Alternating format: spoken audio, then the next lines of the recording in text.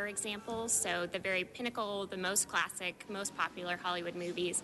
And here we also have a lot of foreign examples, so really great illustrated posters from Italy, France, Poland, so things are a little bit more rare and unusual.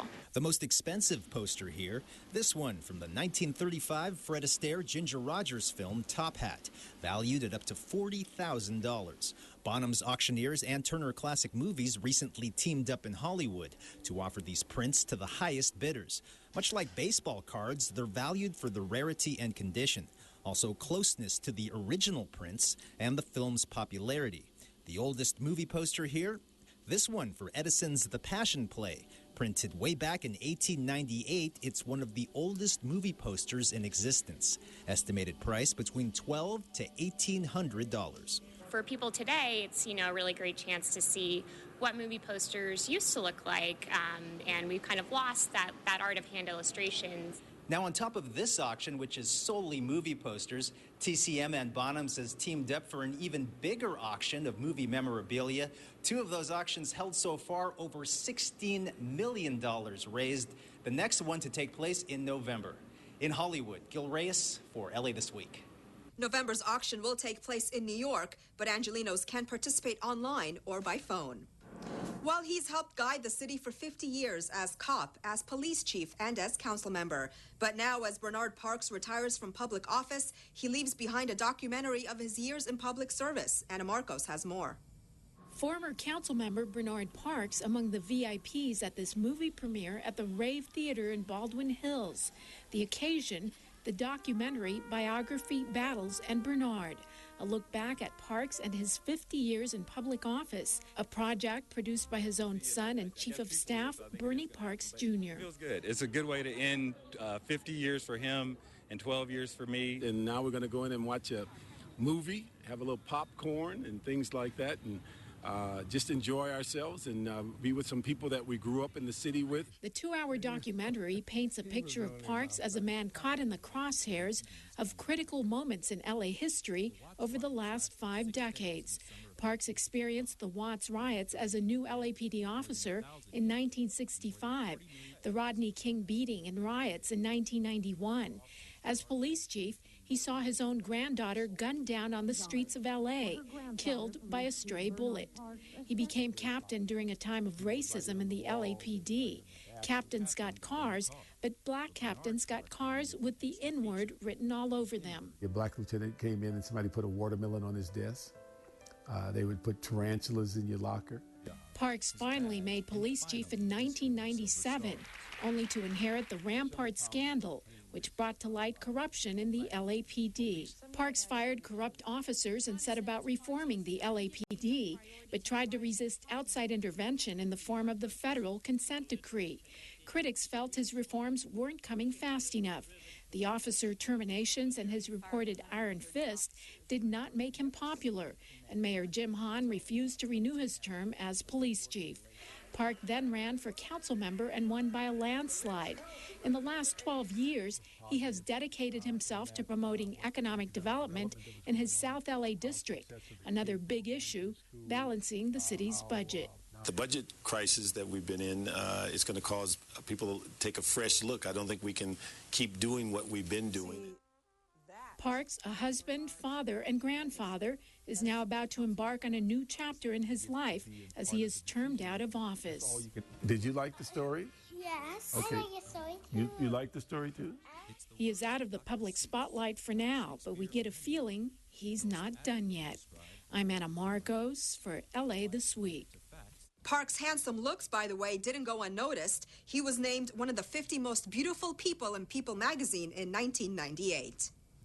And as the Special Olympics torch made its way through the different neighborhoods of Los Angeles, Angelenos captured it all on social media. That's the focus on This Week in Tweets. The LA Dodgers posted and Special Olympics CA retweeted a video of the torch being lit at Dodger Stadium, tweeting, "The passing of the torch at Special Olympics." The Los Angeles Fire Department South Bureau posted a few photos of a fire truck escorting the athletes through the city. They tweeted, LAFD South welcomes the Special Olympic athletes and Torch to LA. What an honor to be part of this amazing event. And LA Airport Police tweeted a photo of delegates from Nambia, tweeting a very special time for officers to share diversity and acceptance in true Special Olympic style. And that's a look at This Week in Tweets. While the LA River is one step closer to a major makeover, LA City Council's newest member targets a homeless encampment in South LA and honoring first responders. All these stories in City Beat.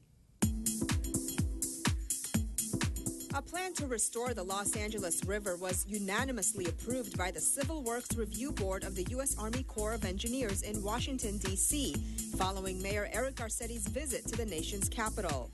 The move will allow federal engineers to request funding from Congress for the project. The $1.3 billion plan will restore natural elements along an 11-mile stretch of the river. Improvements will include widening the river in key areas, restructuring channel banks to support vegetation, creating side channels and off-channel march, and removing invasive vegetation. Recreation features will include trails, vista points, educational amenities, and pedestrian bridges. I'm confident that we can write a new chapter that is as bold and as brave as the one from the 1930s, but even richer. A homeless encampment was removed from a vacant city lot in South Los Angeles at the request of one of the city council's newest members. Councilman Marquise Harris Dawson called for the cleanup of the Transportation Department lot at 86th and Broadway on July 1st, the day he was sworn into the Los Angeles City Council. Harris Dawson's first motion upon entering office asked that city staff take immediate steps to address a homeless encampment that has just sprung up at the city lot. The request was made in response to calls from activists who held a protest a day earlier, saying the vacant lot has attracted trash dumping and a homeless encampment. A councilman aide said the gates of the lot have been secured to prevent individuals from further entering, but personal items from the encampment still lie on the streets. City Councilman Bob Blumenfield, the LAPD, LAFD, and CHP gathered at the Boys and Girls Club of the West Valley in Canoga Park to unveil a 6-foot-tall blue Dalmatian sculpture. It's about honoring. One thing it's great for the kids, but it's about honoring our public safety officials and our first responders and getting kids to connect with that. The sculpture, called Our Hero, was donated by the Hero in You Foundation, which is dedicated to honoring first responders and inspiring kids to want to be heroes in their own lives. A lot of us grew up wanting to be firefighters, and this is a great connection between both. A new vibrant art exhibit arrives in Palos Verdes, a major milestone for a city dance company, and a golden goodbye to the Special Olympics. All these in this week's Things to Do.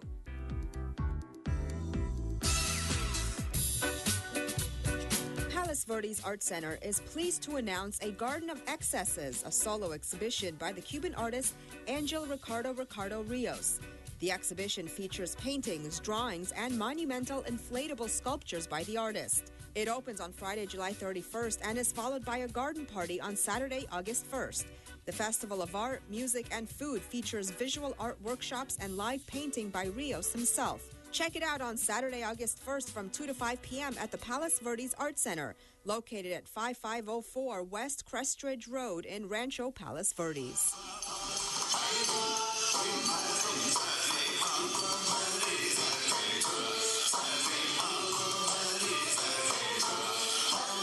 This year marks the 30th anniversary of the Rangoli Foundation for Art and Culture.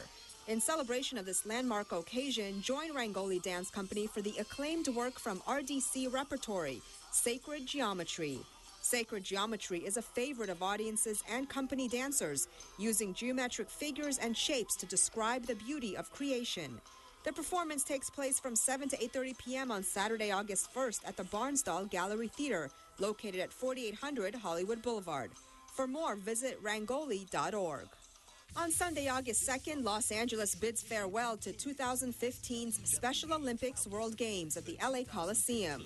The week-long competition, the largest sports and humanitarian event of its kind, is easily the biggest gathering in LA since the '84 Olympics. More than 7,000 children and adults with intellectual disabilities compete in 25 sports at venues everywhere, from Long Beach to Encino. The final festivities of the Games will pay tribute to the athletes, families, coaches, volunteers, and supporters who have come together for a successful and inspirational event. World-class entertainers and celebrities will headline the celebration. The Coliseum is located at 3911 South Figueroa Street. For more details and for tickets, visit la2015.org. And that's a look at some things to do. Well, that's going to do it for this edition. I'm Yana Kay, and from all of us here at LA This Week, thanks for joining us. A reminder that you can catch us online at lacityview.org. You can also follow and like us on Facebook. We'll see you back here next week for more of LA This Week.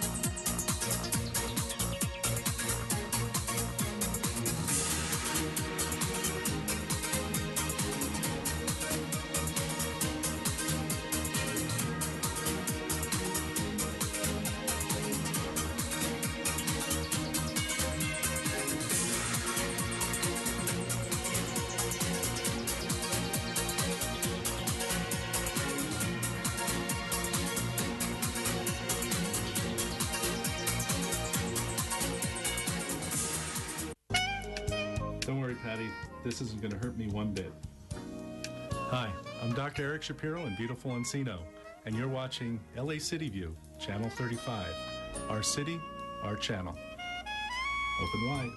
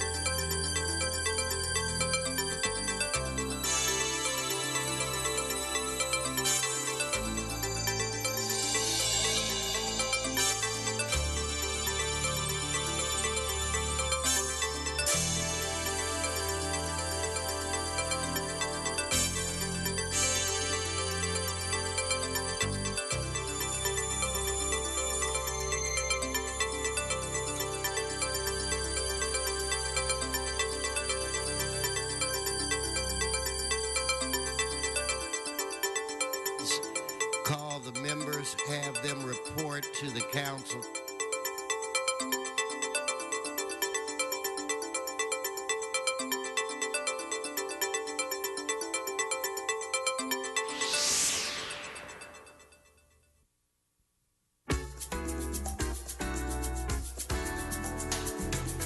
Members, if you're in your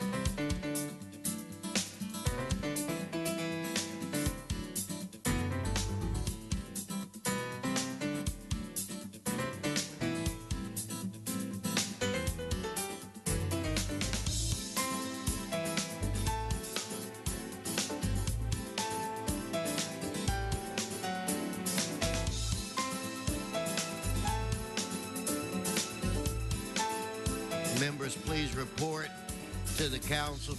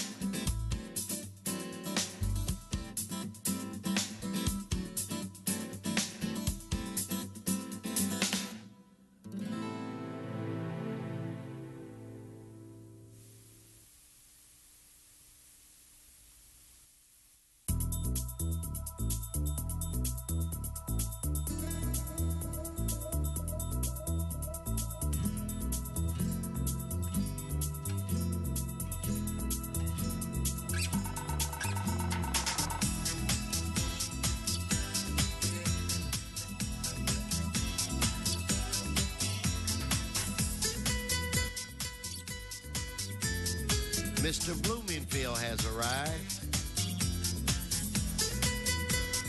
Members, please report to the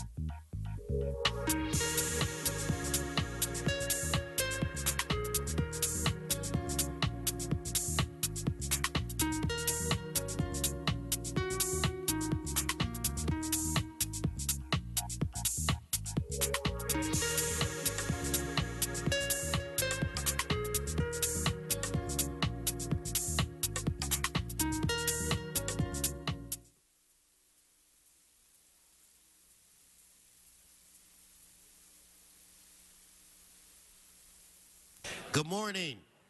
Good morning. Shh. Good morning. It is Tuesday, the 28th of July. Madam Clerk, I believe we have a quorum. Could you please call the roll? Blumenfield, Bonin, Buscaino, Cedillo, Englander, Fuentes, Weezar, Carrez, Krikorian. I'm sorry. Englander, Fuentes, Harris, Dawson, Weezar, Carrez, Krikorian, Martinez, O'Farrell, Parks, Rue, Wesson. 12 members present, a quorum, Mr. President. Well, it's understandable. It's the first day back, Patrice. It's okay. First order of business. Approval of minutes. Okay, Mr. Rue moves and Mr. Fuentes seconds. Next. Committed to resolutions for approval. Mr. Harris Dawson moves and Mr. Weezar seconds. That brings us where? Mr. President, today is Tuesday. Now be the time for the flag salute. Okay, I'm going to ask everyone to please rise. We'll be led today in our flag salute by Marquise Harris Dawson.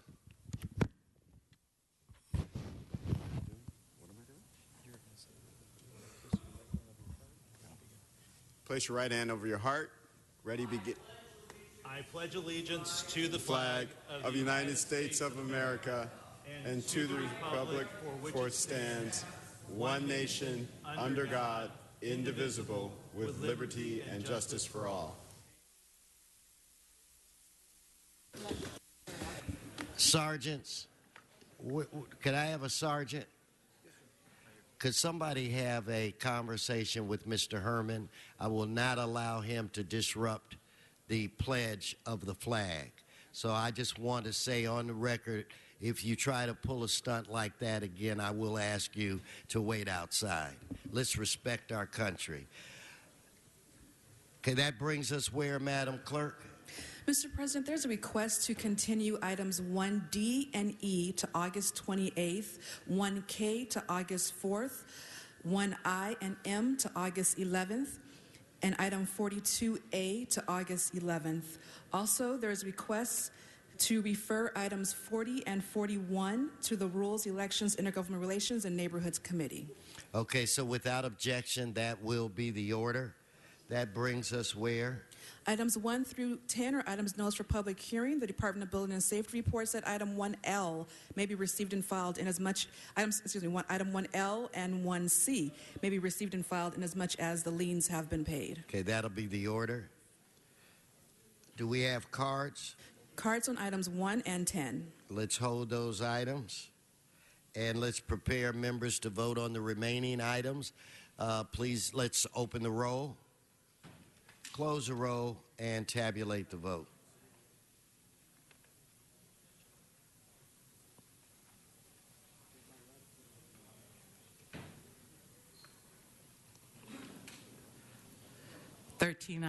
Thank you very much. Let's move on to the next section of items. Items 11 through 21 are items for which public hearings have been held. There's request to hold item 12 for an amending motion. Well, let's hold 12. Mr. Bonin. Please hold for an amending motion as well. We'll hold number 19 per Mr. Bonin's request.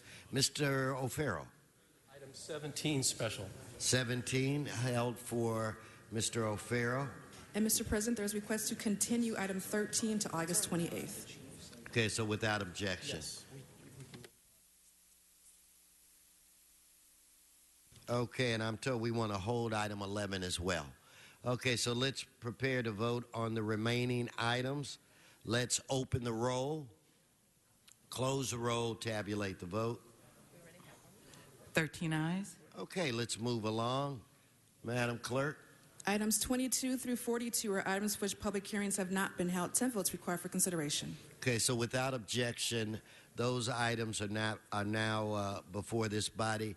Mr. Buscaino. Item 27, please. Was it 27? 27, yes. Let's hold that for Mr. Buscaino. Members, any other? Mr. Cedillo. 22B. 22B. Correct. For Mr. Cedillo. Now, do we have cards? Yes, cards on items 22, 26, 28, 29, 30, 33, 35, and 38. Okay, so let's hold those items and prepare to vote on the Mr. Fuentes. President, I'd like to defer item 1M for 2 weeks if we could. Wait, did we already? I didn't hear it. Well, why don't we hold on? Okay, we already moved it? Thank you very much. Okay. My apologies. All right, no problem. So let's prepare to vote on the remaining items between 22 and 42. Let's open the roll. Close the roll, tabulate the vote. 13 ayes. Okay, that brings us where? Mr. President, that brings council to items called special or general public comment or presentations. Mr. Cedillo, might you be ready to throw out the first pitch? To throw out the first pitch and present some fine young gentlemen to this body?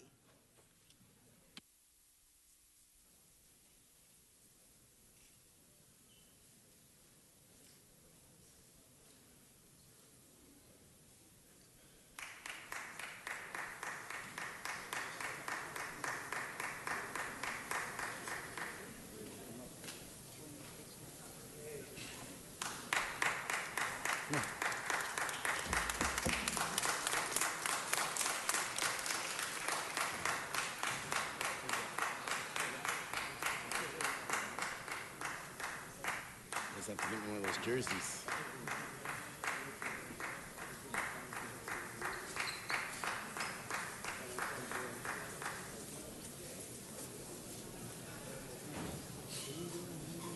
Come on up, Coach.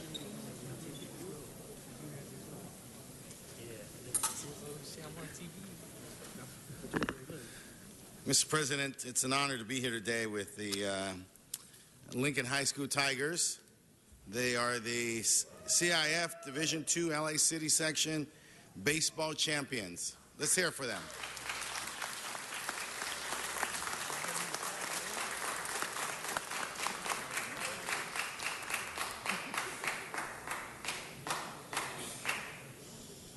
The Tigers represent a great example of leadership. They've taken limited resources. You know, they practice at the Rose Hills Recreation Center in El Sereno. They don't even have a practice field on their campus. But yet Coach Romero and his staff at Lincoln High School and some former players, Coach himself, a retired Alley County Sheriff officer, have put together this incredible program. Funding for the program is minimal, relying on personal contributions from former alumni and raising funds on its own. This team does not have money to buy championship rings and is trying to raise $1,000. I think they're going to get a lot of help from their local council member.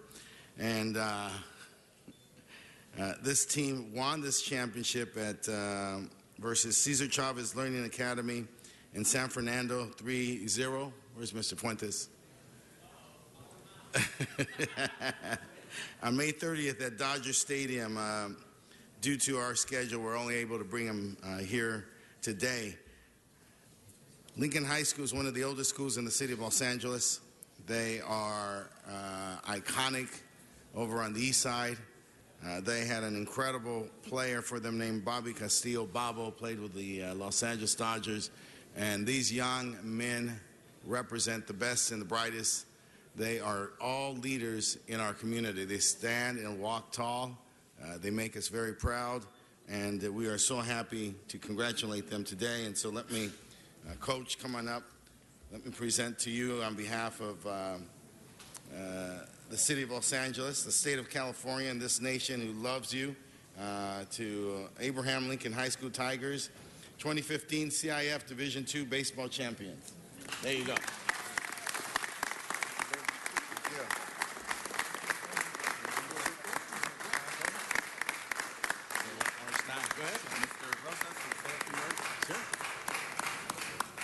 Council members, Member Cedillo, it is an honor to be here to honor these students who put so much time, so much effort. Not only they are student athletes, they have an excellent GPA, but which means a lot of extra work after school. After practice, they go home and they do homework. These are very dedicated young men, and of course, with the support of their coaches, their parents, they made a dream come true, not just for them, but for many of us. Lincoln High School has not had a championship for many, many, many years, so this is something we carry with honor and pride. And like we tell these young men, in a few years or many years, our coaches are all alumni, they'll be talking about this, and their children, and hopefully we'll have more to celebrate. Thank you. Thank you. Mr. President, honored members of the City Council, we take this opportunity to thank you for your gracious invitation, the recognition that you have given these young men. This is a true product of hard work, dedication, commitment. We consider this City Hall, Dodger Stadium, as our backyard, as we are only 15 minutes away from here. We're extremely honored to be here. We are extremely proud of these young men and all their accomplishments. I don't think anything has hit us. This dream has not hit quite yet, but as Principal has said, this is a dream that they will be talking about when they have kids and grandkids of their own. A lot of our members, teammates, some of them could not be here. They are already out continuing their education after graduating in June, and some of them, of course, have now reached out to the workforce, and we hope they continue to be productive citizens of Los Angeles County. Thank you very much for your invitation here today. No, thank you, and let's give them another round of applause. And Mr. Cedillo, the thing, and I can't remember who referenced it, but this championship, this victory, they will be talking about forever. They will never, ever forget it. I've got players from my Pop Warner coaching days that talk about a championship they won when they were 12. So you guys will remember, for once, you are a champion, and no one will ever be able to take that away. So I congratulate you all. Let's give them another round of applause.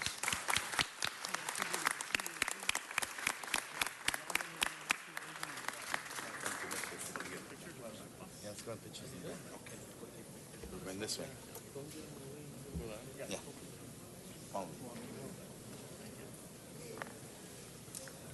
Okay, we're going to move to item 10. It was held special by Mr. Murphy. Item 10, if you could come forward as our champions leave the center aisle.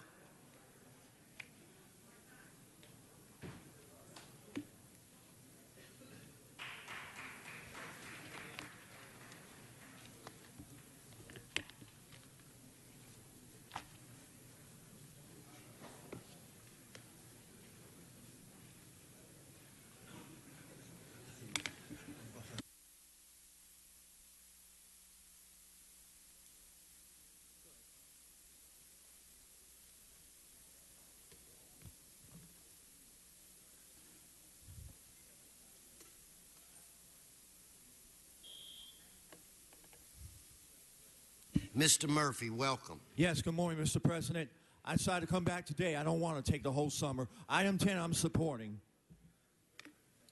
Thank you very much. Members, let's prepare to vote on item 10. Let us open the roll, close the roll, tabulate the vote.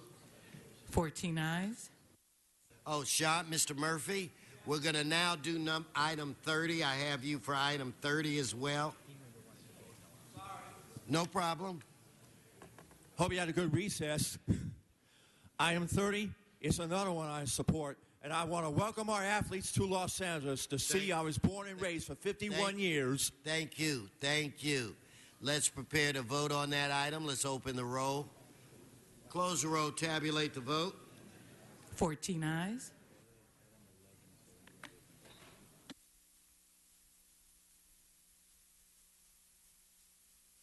Okay, Mr. Members, Mr. Englander, we're gonna go to item 11. So on item 11, Madam Clerk, please open the roll, close the roll, tabulate the vote.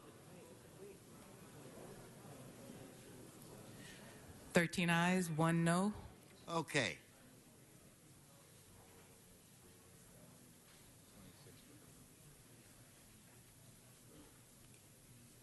Item 26 for Mr. Herman. See, they'll jump around. So.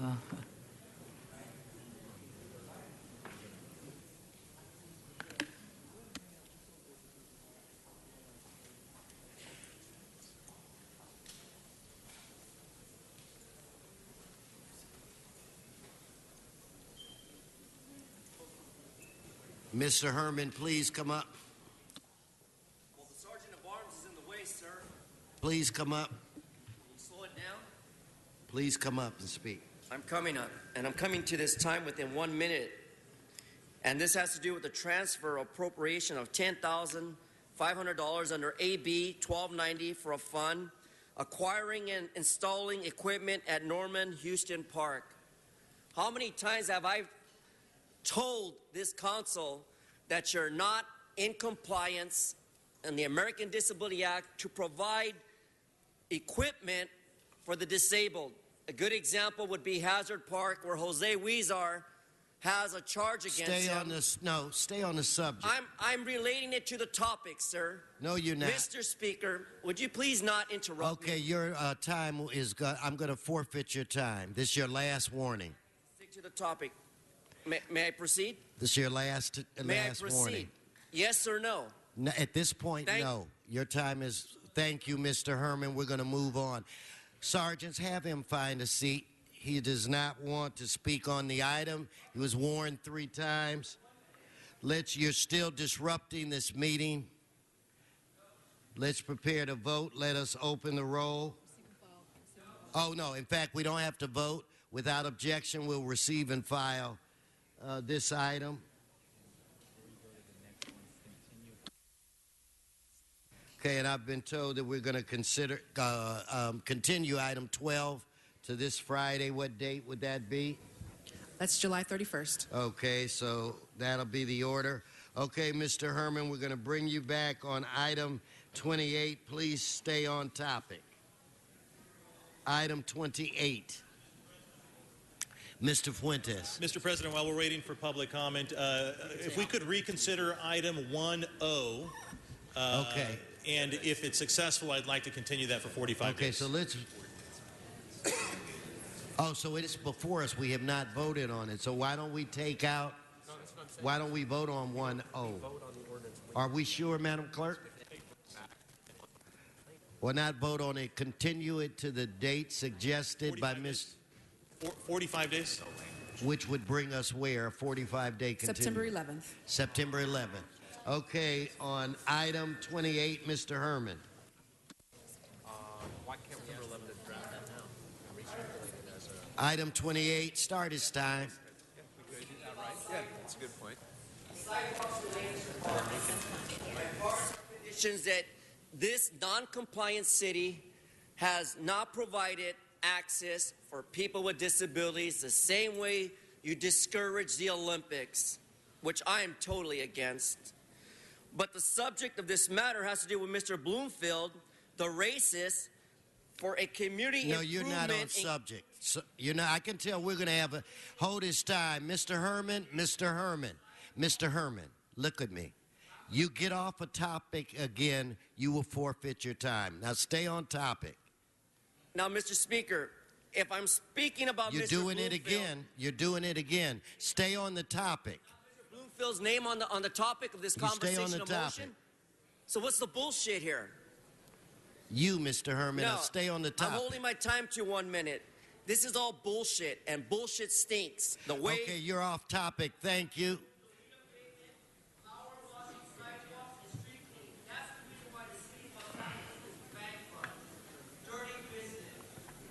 All right, let's prepare to vote on this item. Let's open the roll, close the roll, tabulate the vote. 15 ayes.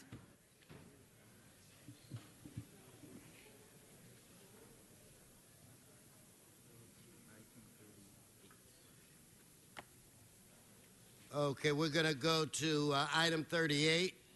Mr. President, Frank Lima, please come forward, followed by Mr. Walsh. This is on item 38.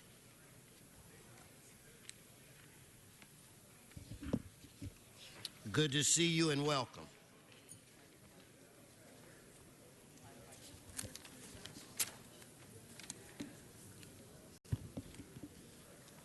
Good morning, President Wesson, honorable council members. My name's Frank Lima. I'm honored to serve as the president of United Firefighters of Los Angeles City. I'm here to speak today in support of Councilman Krikorian's motion authorizing up to 65 firefighter recruits for each drill tower class at Fire Station 81 and Fire Station 40, authorizing 5 additional recruits per class at Drill Tower 81 and Drill Tower 40 is desperately needed, and UFLAC supports this effort.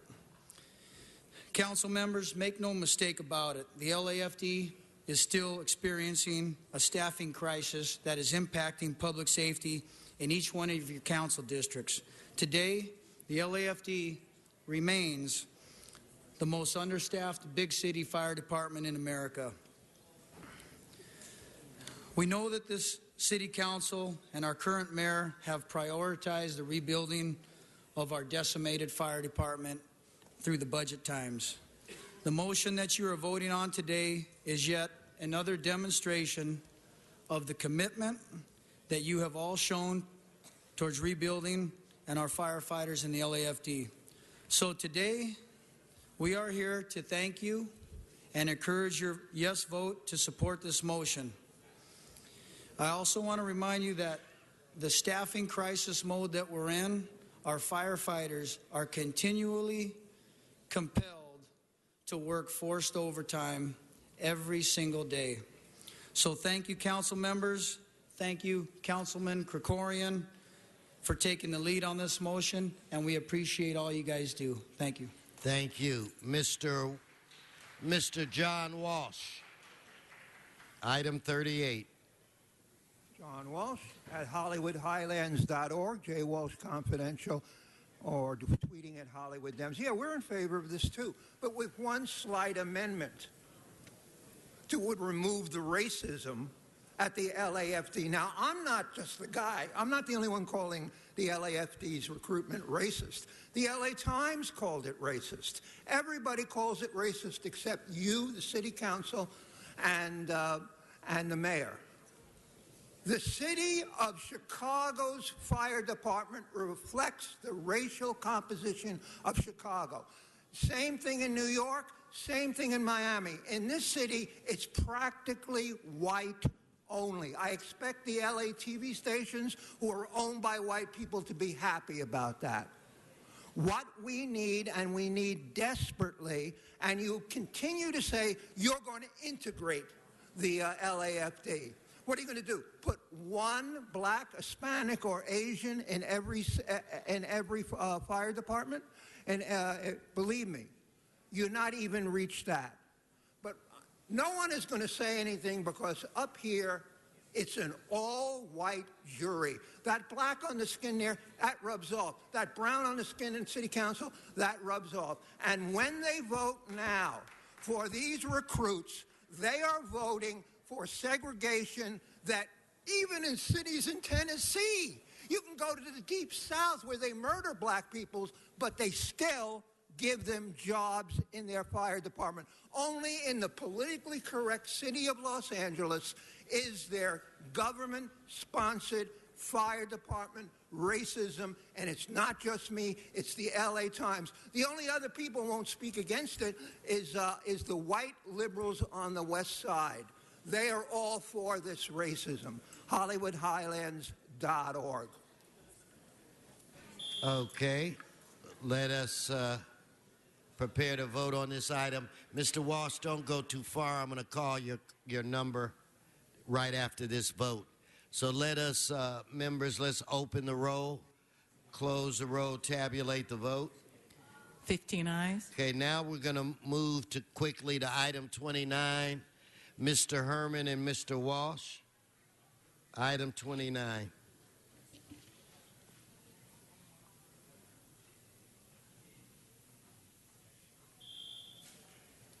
Go right ahead, Mr. Walsh.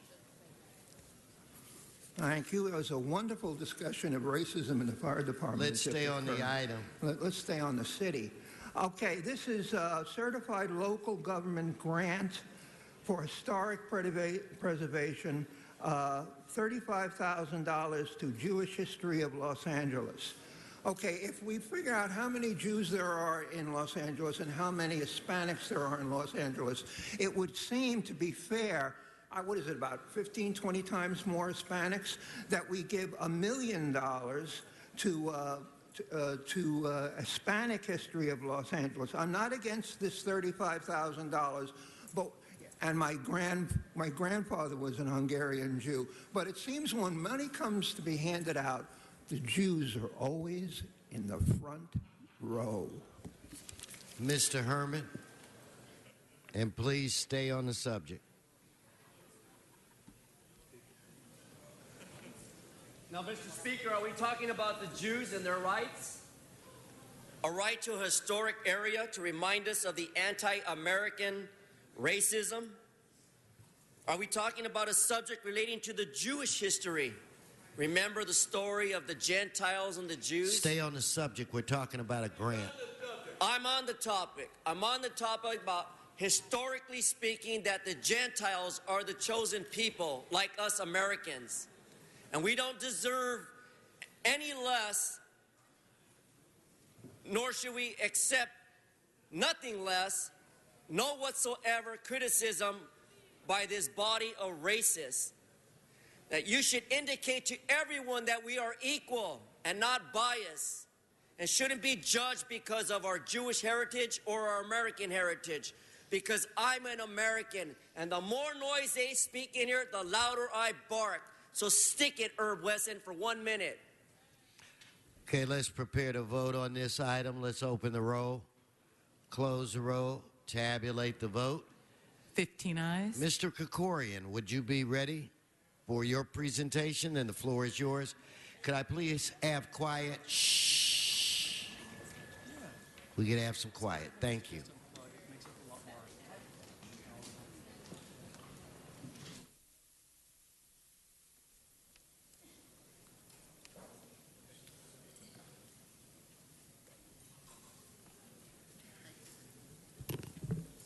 Thank you very much, Mr. President.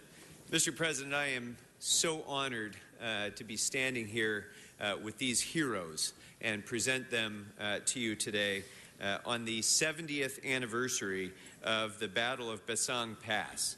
On June 14th, 1945, the gateway to the Cordillera Mountains and the city of Bagriao fell to the United States Armed Forces in the Philippines for northern Luzon. This was the last stronghold of the Japanese Imperial Army under General Yamashita. And this critical victory allowed Allied forces to trap General Yamashita's forces until he surrendered in September of 1945.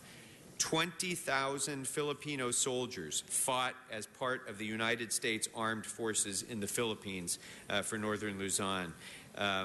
And General Douglas MacArthur said that the work of the northern Luzon guerrillas alone was equal to a frontline division in winning this very, very critical victory in the Pacific in World War II.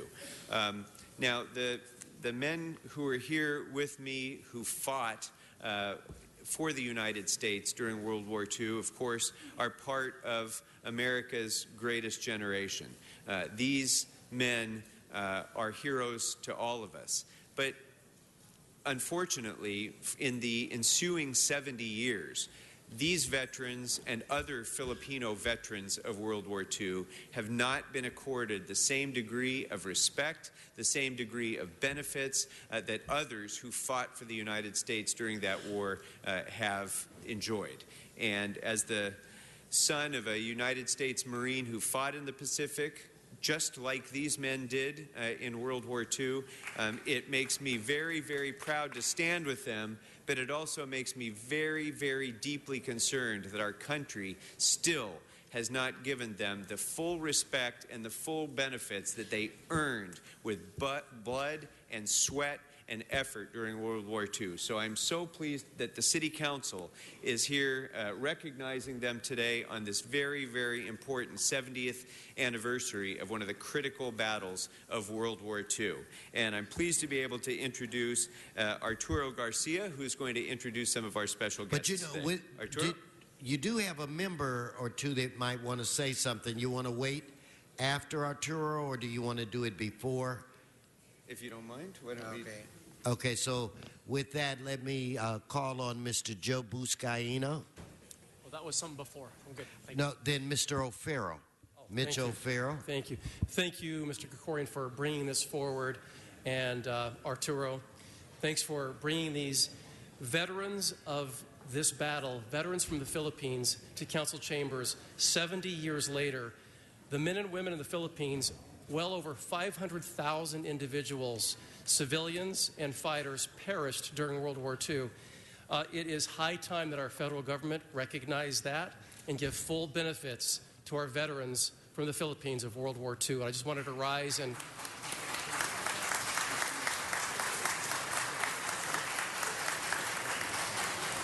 just say that so many families sacrificed everything, just for freedom, all the way, half a world away. And so the least our government can do is make it right. So thank you. We're all honored to be in the presence of you today, the veterans of World War II. May God bless. Mr. O'Farrell and Mr. Krikorian, those are phenomenal words and very truthful. I don't know why it has taken us this long and we still haven't recognized you for your service, and I just want to personally do that myself. And at this time, I'd like to call on Mr. Rue, Mr. David Rue. You know, as an Asian American, I am so honored that you're here today, Filipino American veterans. As distinguished veterans, and I know the Filipino American community has fought long and hard for full benefits and recognizing veterans. And I fully support your efforts, and I really thank my fellow colleague, Councilmember Paul Krikorian, for bringing them today. And thank you so much for your service. We are blessed to be in the United States, and we are blessed with the freedoms that we have today because of your service. Thank you. Mr. Krikorian or Arturo, the floor is yours. Welcome. First of all, I would like to thank the City Council for always supporting the Filipino World War II veterans, especially Councilman Krikorian. We choose him to present this resolution because, like the Armenian Americans, we are on the same boat. They have not been, the U.S. government has not recognized the Armenian genocide for 100 years, and yet for 70 years, they have not recognized our Filipino veterans. So I would like to introduce 93 years old, Mr. Franco Arcibal from Northern Luzon. He fought in the Battle of Bisang Pass with the 14th Infantry. Mr. Jan Aspiras, and survivor of the Bataan Death March, a member of the USAPE, Mr. Greg Albano, and also with us are some widows of the veterans. I would like to introduce the new Assistant Executive Director of the Filipino American Service Group, Ms. Bernie Ganon. Let's give them a real round of applause. Thank you. We appreciate all that you've done. Maraming salamat po sa inyong patuloy na pagsuporta sa komunidad ng Pilipino at mabuhay ang City Council ng Los Angeles. Mabuhay!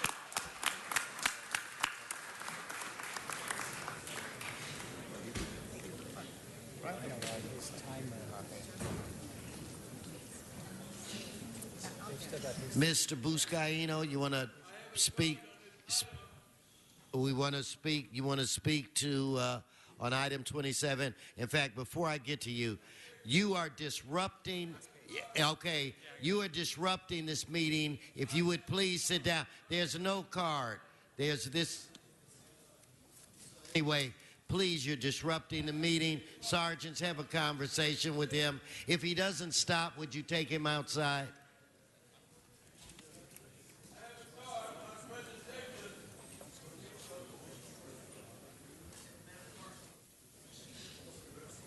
Okay, if you would please sit down. There are no cards on presentations.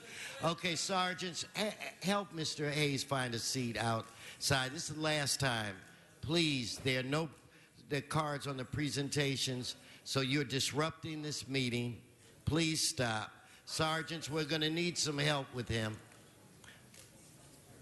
You're disrupting the meeting. Mr. City Attorney, it's difficult for us to proceed doing our work. So we're going to ask that Mr. Hayes either sit down or be escorted out. So, Mr. Hayes, please sit down. No, you are disrupting the meeting. You are disrupting the meeting. Sergeants. No, don't start yourself, Mr. Herman.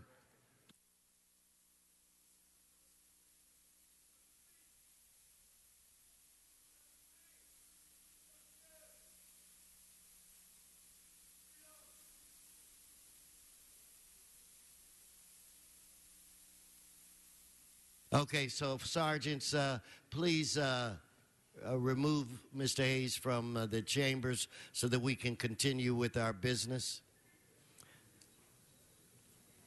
Exit the facility. He is now just help him.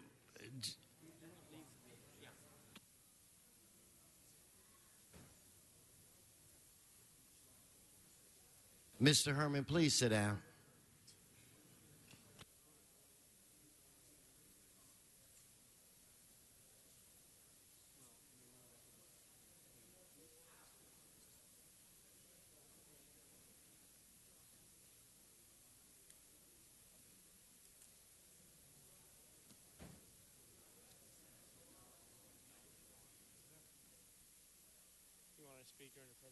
No.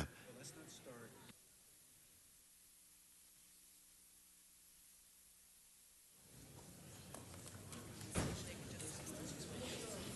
Okay, Mr. Buscaino, we're on item 27. Thank you, Mr. President. And for the record, cards are not pulled during presentations, right, Mr. President? You are absolutely correct.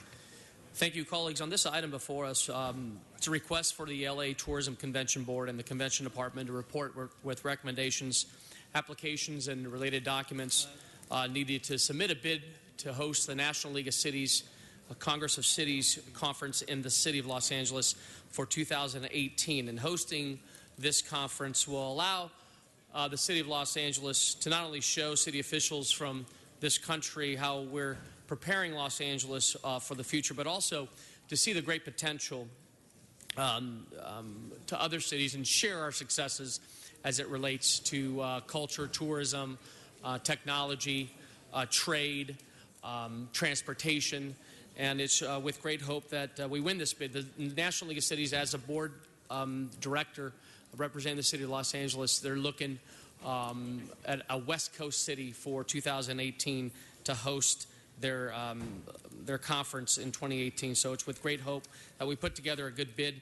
I want to recognize Patty Jennett from the LA Tourism Convention Board, who's here, as well as Diana Mangaloo, Assistant GM of Finance and Administration, who's going to work with my office and report to Mr. Price's committee on the feasibility of putting a bid together and to host the Congress of Cities National League of Cities Conference in 2018. Gives us an opportunity again to showcase our great city to municipalities across the country, even more so now to fill our hotel rooms, to bring in some revenue to the city, and to highlight the great work the City of Los Angeles is doing as being a leader in the second largest cities in the country. So we hope to put a package together, and this will be the direction to look at the feasibility of hosting the 2018 Congress of Cities, National League of Cities Conference here in Los Angeles. Ask for an aye vote. Thank you, Mr. Buscaino. Members, let's prepare to vote on that item. Let's open the roll. Let's close the roll. Let's tabulate the vote. 15 ayes. Okay, we're going to now move to item 35. These are all for the common cards. I believe that this is Mr. Herman Can I get their cards just so I and Ms. Ramirez. Thank you. Item 35.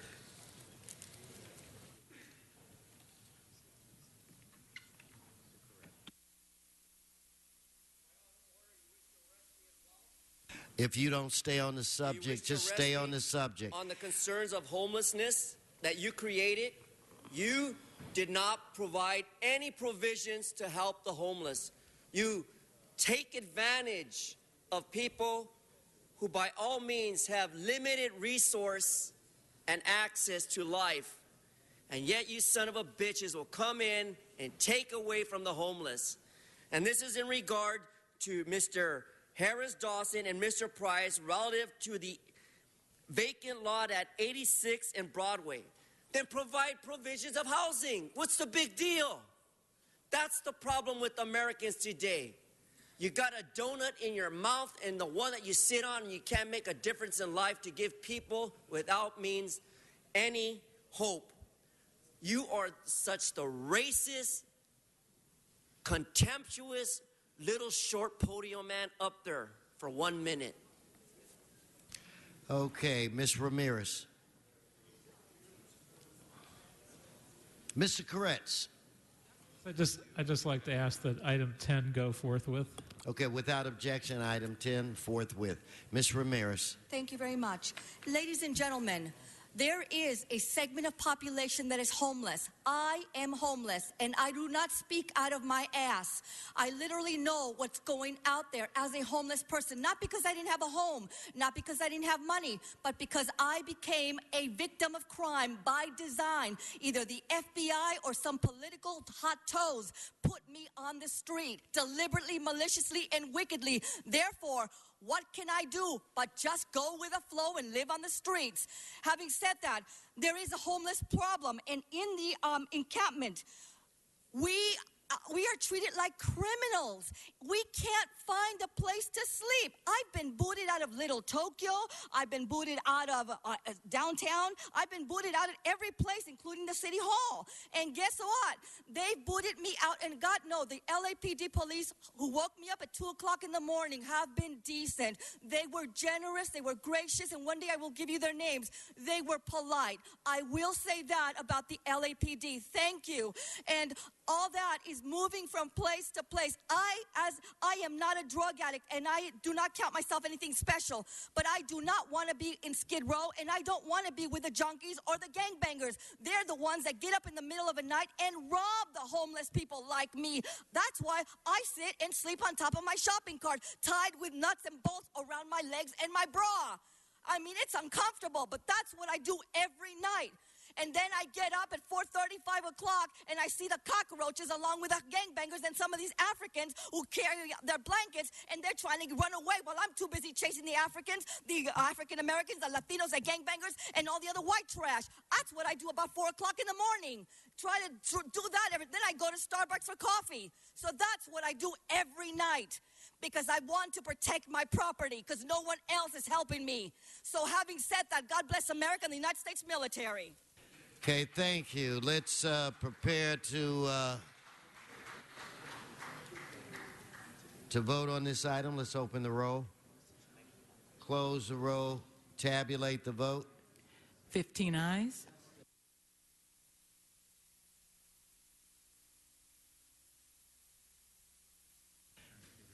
Mr. O'Farrell, I believe item 17. Yes. Thank you, Mr. President. Hollywood Boulevard is designated as one of the great streets. It's the great street designation for the district I represent, the 13th. It's also a registered historic landmark because of the terrazzo along the Walk of Fame. So I would ask for a friendly amendment for this wonderful pilot program to attach bike locking mechanisms or bike racks to existing meters, so there are no additional there's no additional drilling into the terrazzo, since it is a protected element and a historic preservation element. So I would ask for a friendly amendment to include the Walk of Fame into this pilot program so we could test the success of the bike racks being attached to parking meters. If my friendly amendment is accepted, that's what I would prefer, and I thank you. Thank you. Let us, do we need a second or? Okay, Mr. Bonin seconds it.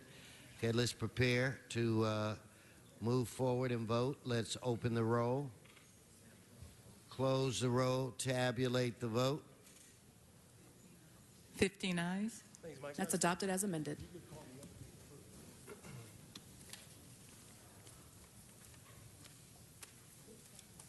Okay, now we're going to go, members, to item 33.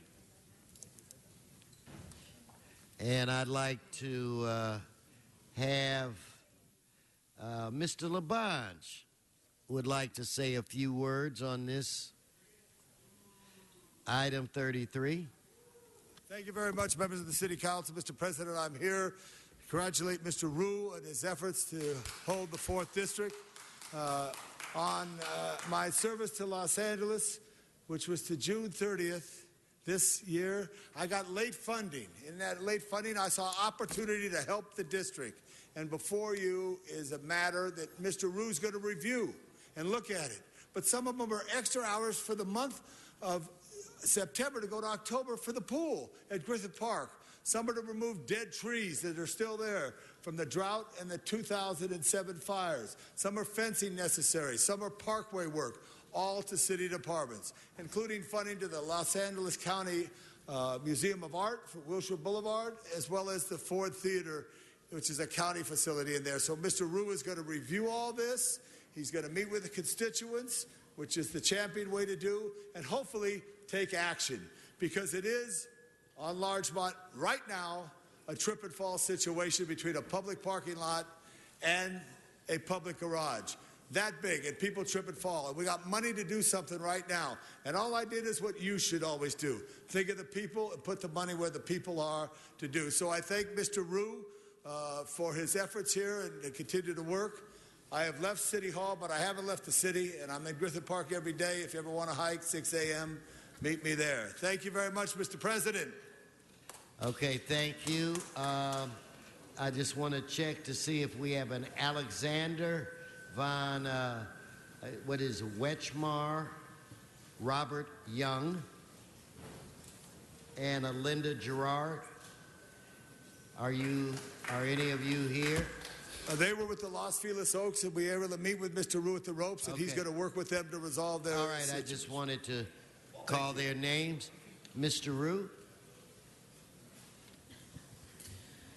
Thank you, Councilman Tom Labange. I'm really honored that you're here today, and I look forward to working with you in the coming days, months, and years.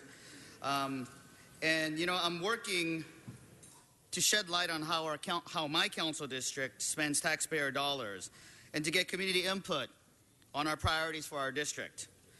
Some of these projects are good projects, and with the proper review, we will fund them. Some are not likely to be funded. The residents of Council District 4 are interested in funding projects in Council District 4. For example, one project for $50,000 appears to fund yet another trail to view the Hollywood sign without the input of public safety issues that relates to opening up another venue to view the sign, or any analysis of the wildlife that is nearby, the same corridor where Mountain Lion P-22 used to cross. These are decisions that I have to manage and be held accountable for, and I want a fair and open process to restore trust in local government. Therefore, I ask my colleagues for an aye vote on the motion as it stands. Thank you.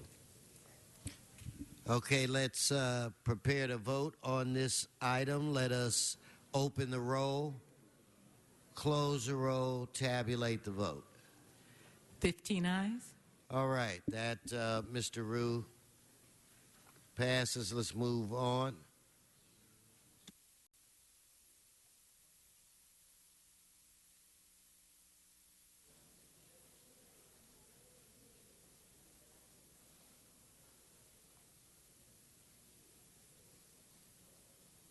Okay, let's go to item 1, held special by cards.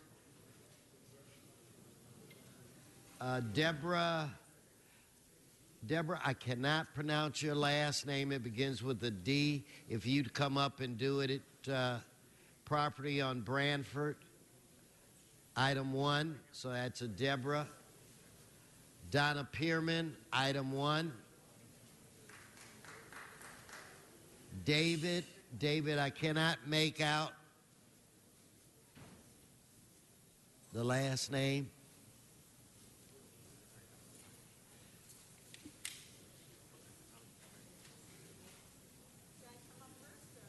Please come forward. Donna, you come forward. Again, we have too many of these liens. Generally, that's wow.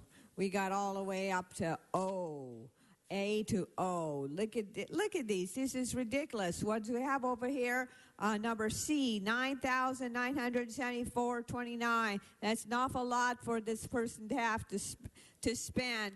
It doesn't look like we're trying to work out a deal here so that these things can be spent. Oh my God. $22,541.33 for number I. That's something you'll never get. You know, $1,996.49 in number M. Number N, $4,689.85.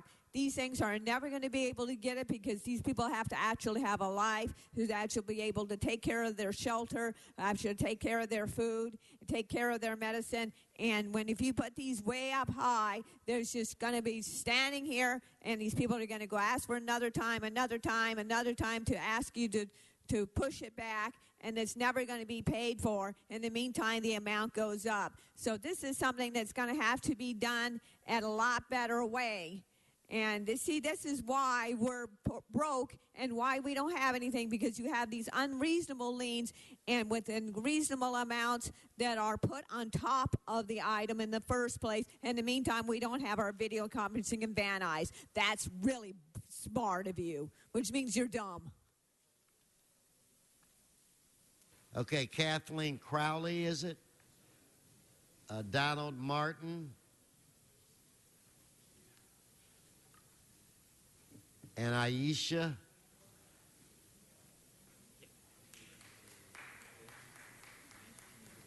And if I could get, there's a David. I cannot make out your last name. It says Rancho Road or something. And this Deborah who's on West Branford. So, yes, ma'am, please identify yourself. My name is Catherine Crawley. I live at 1250 West 68th Street, Los Angeles. And I would like to know, may I pay my bill, please? I talked with Charles, and I let him know that I do have the money to pay for it.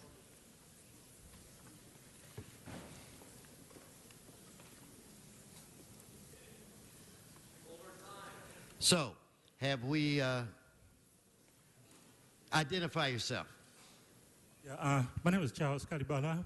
I'm here to represent the Department of Building and Safety on item number 1. Now, regarding this item, I just talked to the property owner for item 1H, and she promised to send in payment today. So we are going to process the payment today, and it will probably be done, but we are going to request, I would like to request a 1 to 2 week continuation while we go through that process of payment, and then the next time around, we'll have to receive and file it. Okay, Mr. Harris Dawson, this is, I believe, in your area. It looks as though we're going to be able to work this out, so there's a need for a 2-week continuance. Okay, so Madam Clerk, that would bring us to what date? To August 11th. And for the record, this is item 1H. Okay, 1H. So, Ms. Crowley, you have 2 weeks. You work all that out with Charles. Okay. Thank you for coming down. All right, thank you. Next, please come and identify yourself.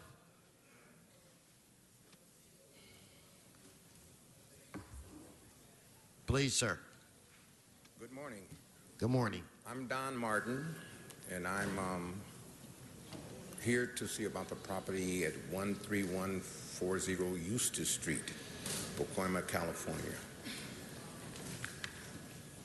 Now, it's about a lien. It's about a lien against the property from 1993. It comes in the name of my parents, Clarence and Elmarie Booker. They're deceased. My sister stays on the property, and every notice that she gets, from my knowledge, she sends back. I have an envelope what I got from her. I came from Michigan, and my niece behind me just got here from Saudi Arabia to try to take care of this. That's how diligently we want to, go along with this. But I just found out about it, and I'd like to know, can we have an extension or something on this to, communicate with my sister to see what's going on? Really, it's a mental issue thing with her. She's been on that property for years, staying in the car and stuff, not staying in the house. I really want to get this taken care of, but also get some kind of help for her. You know what I'm saying? Okay, well, let me tell you what I think we can do at this time. Please tell me. We just had a conversation with the office, the council office that represents that area. Yes, so ma'am. what they're prepared to do is to continue this for 2 weeks. Okay. Then you can go over to the side, my left side, and chat with a representative from that office. So your item, which is 1B, Madam Clerk, Yes, Mr. will President. be continued for 2 weeks, and that date would be? August 11th. So August 11th, you need to have this cleared up by August 11th. It will then be back before this body. Thank you kindly, sir. Oh, no, our pleasure. Go over to the side, and you'll speak. There's a young woman waiting for you. Okay. Okay, so again, I'm looking for, is it a David, a Doff, or a Doot? Deborah Danza. Identify yourself.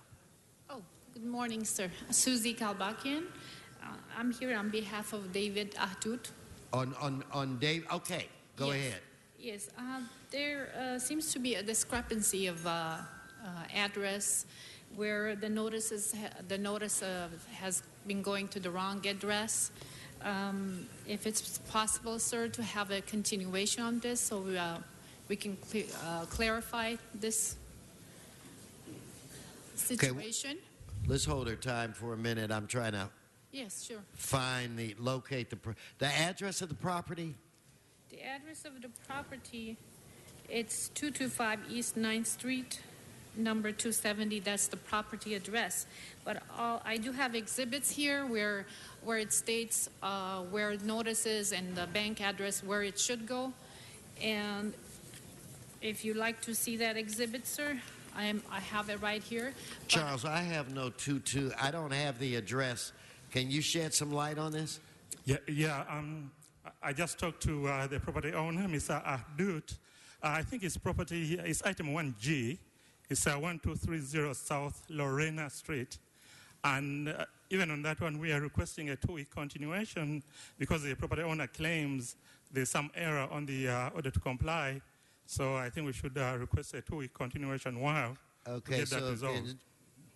If it's okay with the council office, I believe it is, we will continue that item for 2 weeks as well. And Madam Clerk, is that the 11th? Yes, Mr. President. So you have until August 11th, and you can have your client or your friend have a conversation with Charles, who's up here in the red and black. Okay? Thank you very much. All right, so do I have Mr. Herman and Mr. Walsh? And have anybody else put in a card that I may have missed on this item?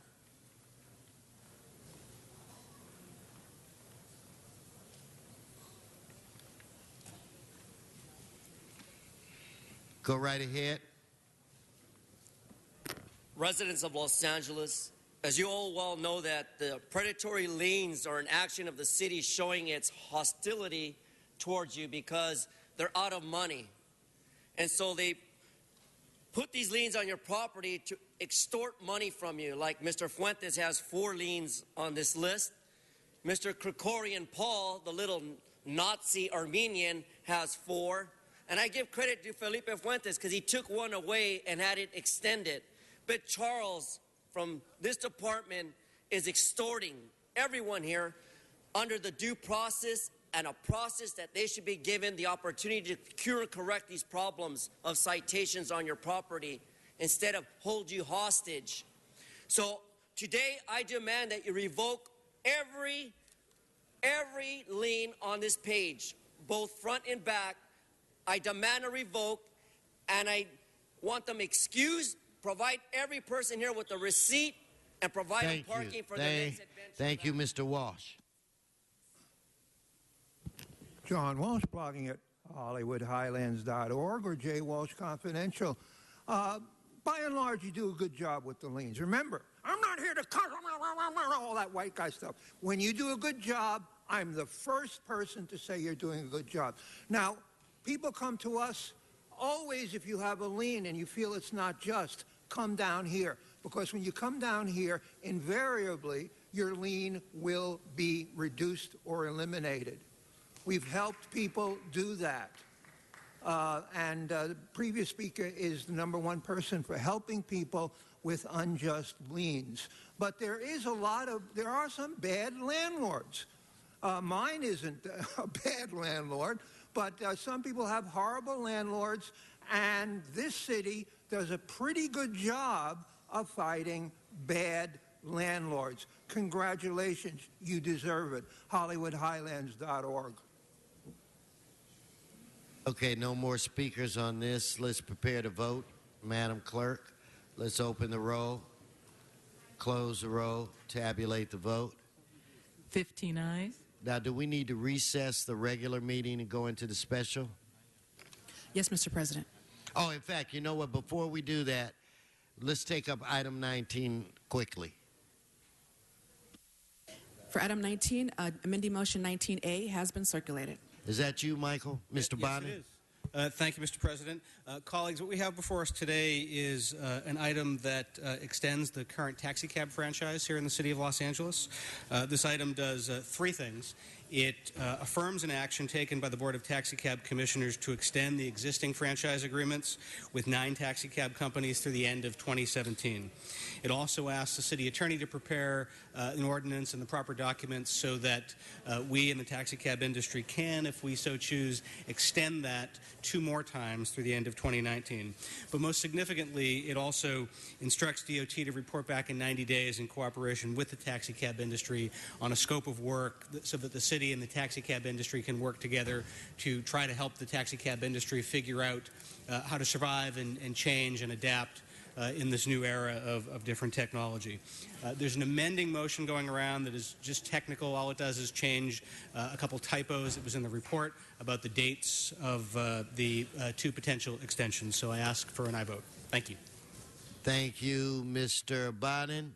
Let's members prepare to vote on that item. Let's open the roll, close the roll, tabulate the vote. 15 ayes.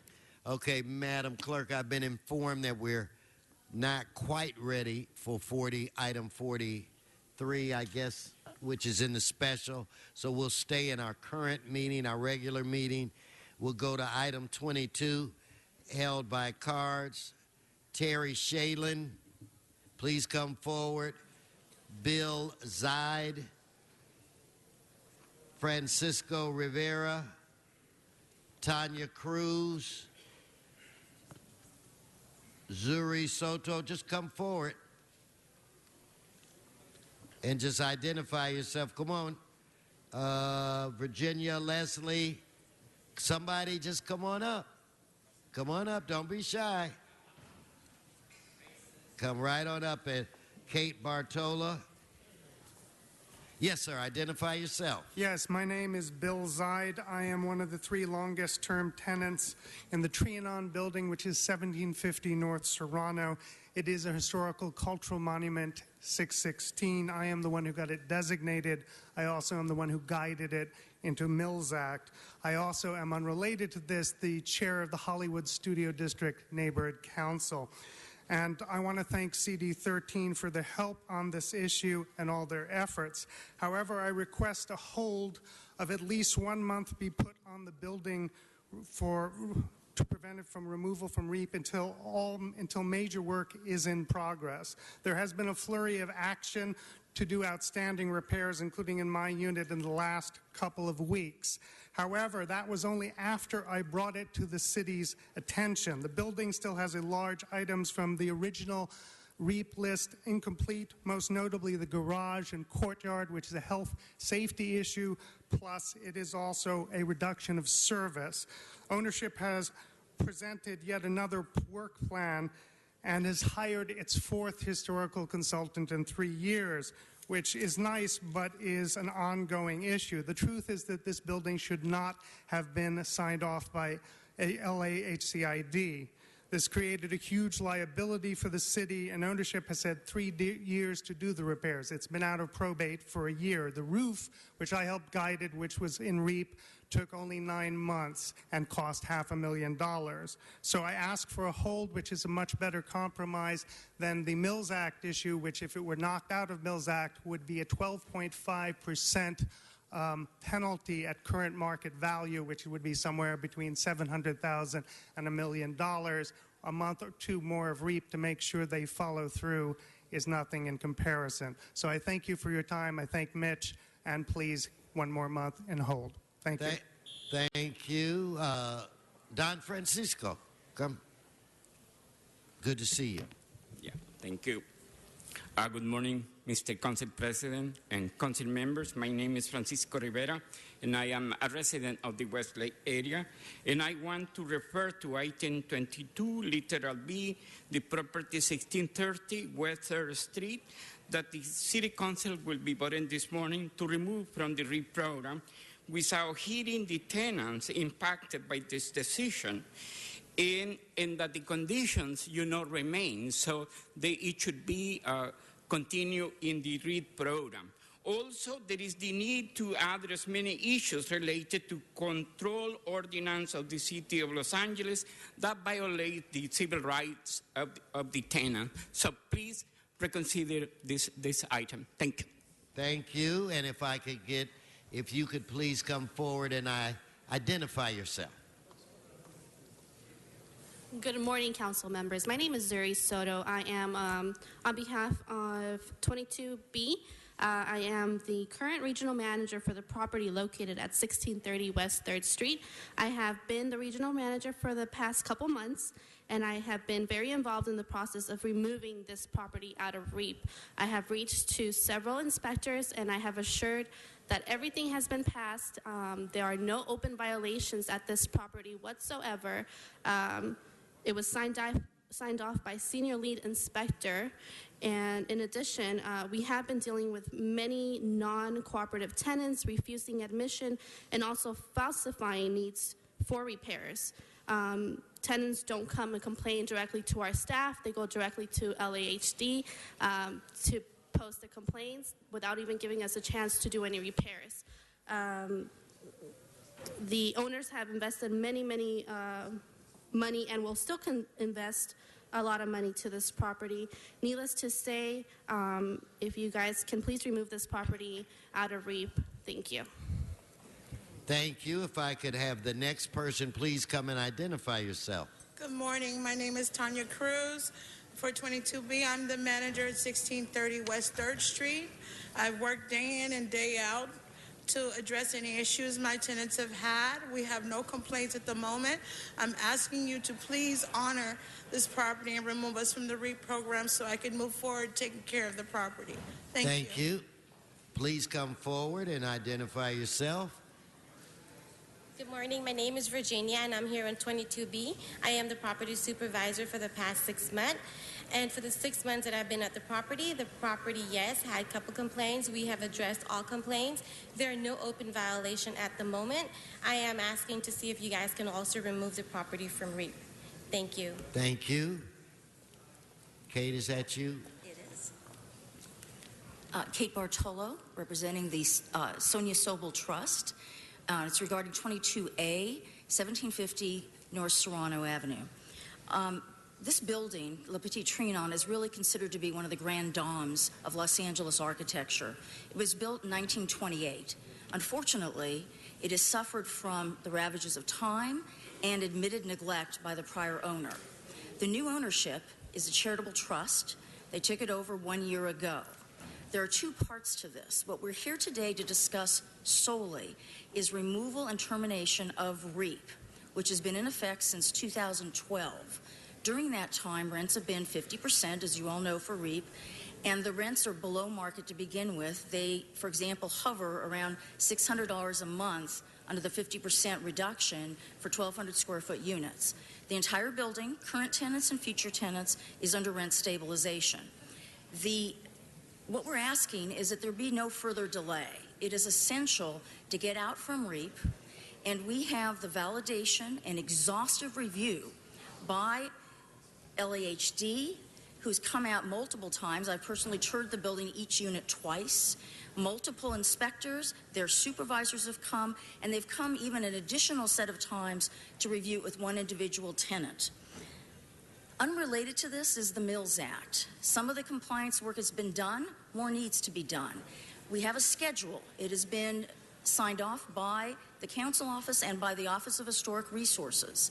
It is our intention to complete that work in 10 months. We look forward to working on a continuing basis with Lambert Giesinger and the Council Office. Thank you very much. Please come forward and identify yourself. Hello, my name is Thierry Shalin. I am a trustee of Sonia Sobel Trust.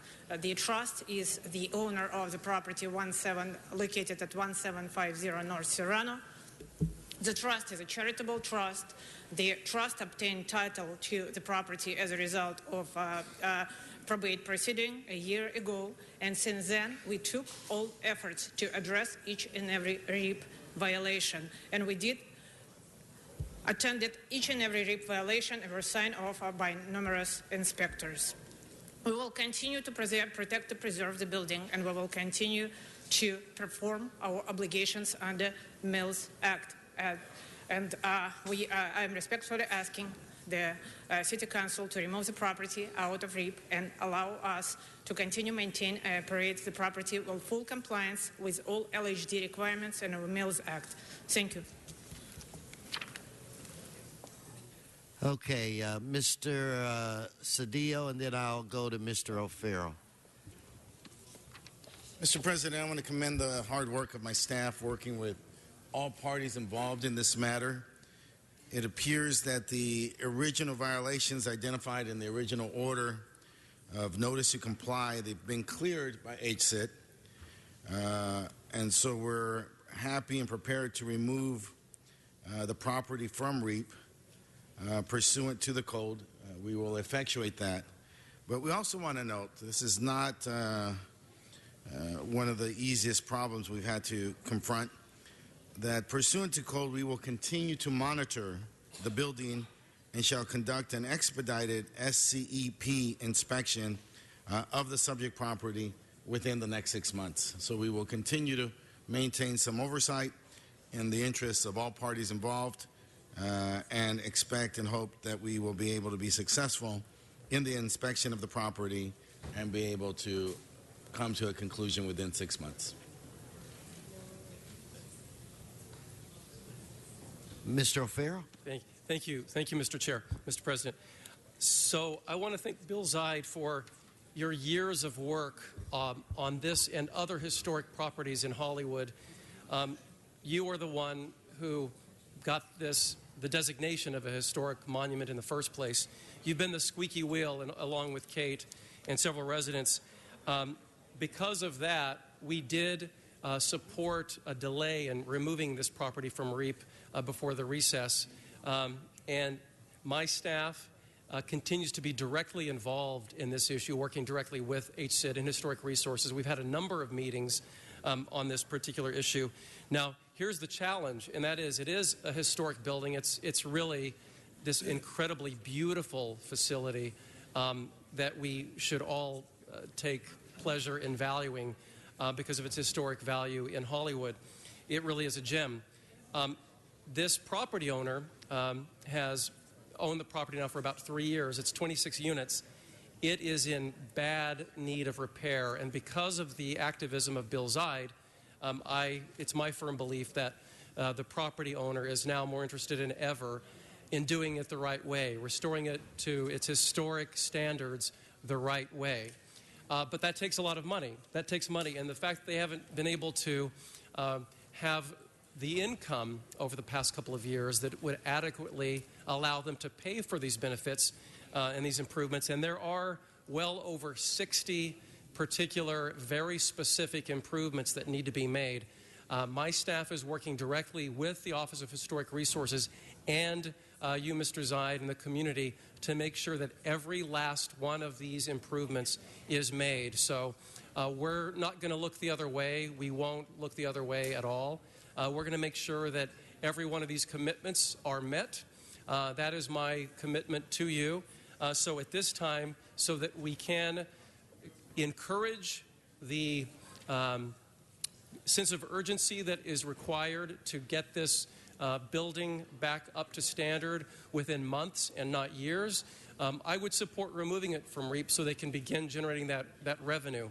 There is no tougher person in the city in terms of keeping the feet to the fire on historic preservation than Lambert Giesinger. So I really appreciate his work in all of this too, and we will stand with the constituents to make sure that this building is fully restored to the satisfaction of the office and the satisfaction of those who believe strongly in historic preservation like I do.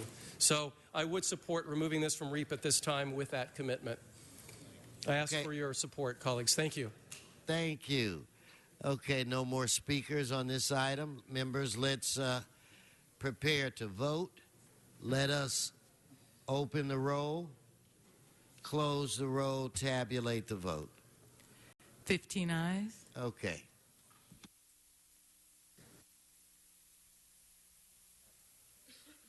So, unfortunately, we're still not quite ready where it relates to item 43. Some language is being put together, so if you could just bear with us, we will get to that item as soon as possible. Madam Clerk, there are no other items before us, so why don't we go into general public comment for 1 minute. So I would like to call up Holly Dexter and Chantel Ponder. Lauren Lieb, please come forward.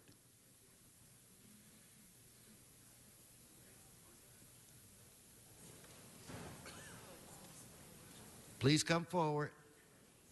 Brenda Lipinski.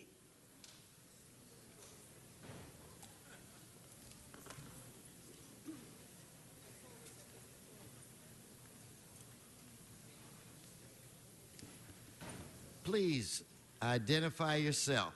Lauren Lieb. Okay, go right ahead.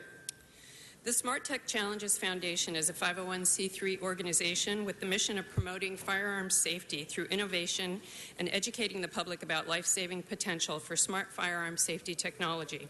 We're not a lobbying organization and do not advocate for specific policies. Safe firearm storage is as essential to community safety as the act of owning a firearm itself. As an organization, we have an interest in nurturing and promoting innovative safety technologies that provide gun owners security features meant to prevent unintentional shootings, which all too often lead to accidental injury and death. We regularly work with those leading the field of innovation in the safe storage industry. Based on our communication with both firearms safety innovation community and firearms owning community, the Foundation believes that the public is best served by policies that actively promote safe storage and prevent the tragedies that arise when a firearm is misused by an unauthorized individual. I have copies. Okay, sergeants, please. So if I could have the next speaker.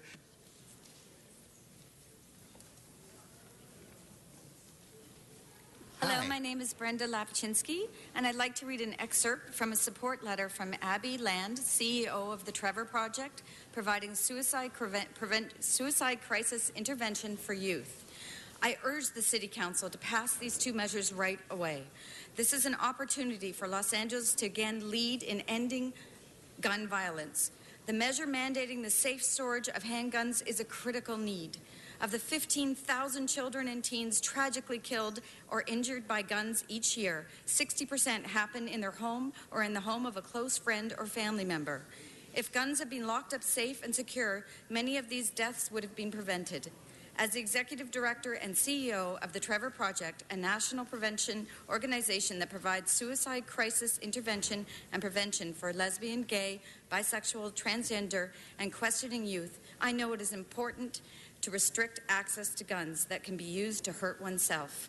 The approval of these ordinances can truly save lives. I have copies of this letter, please. I'd like to submit. Thank you. Please come forward and identify yourself. And if I can get Francisco Rivera, and I think it's a Carrie Platt, come forward.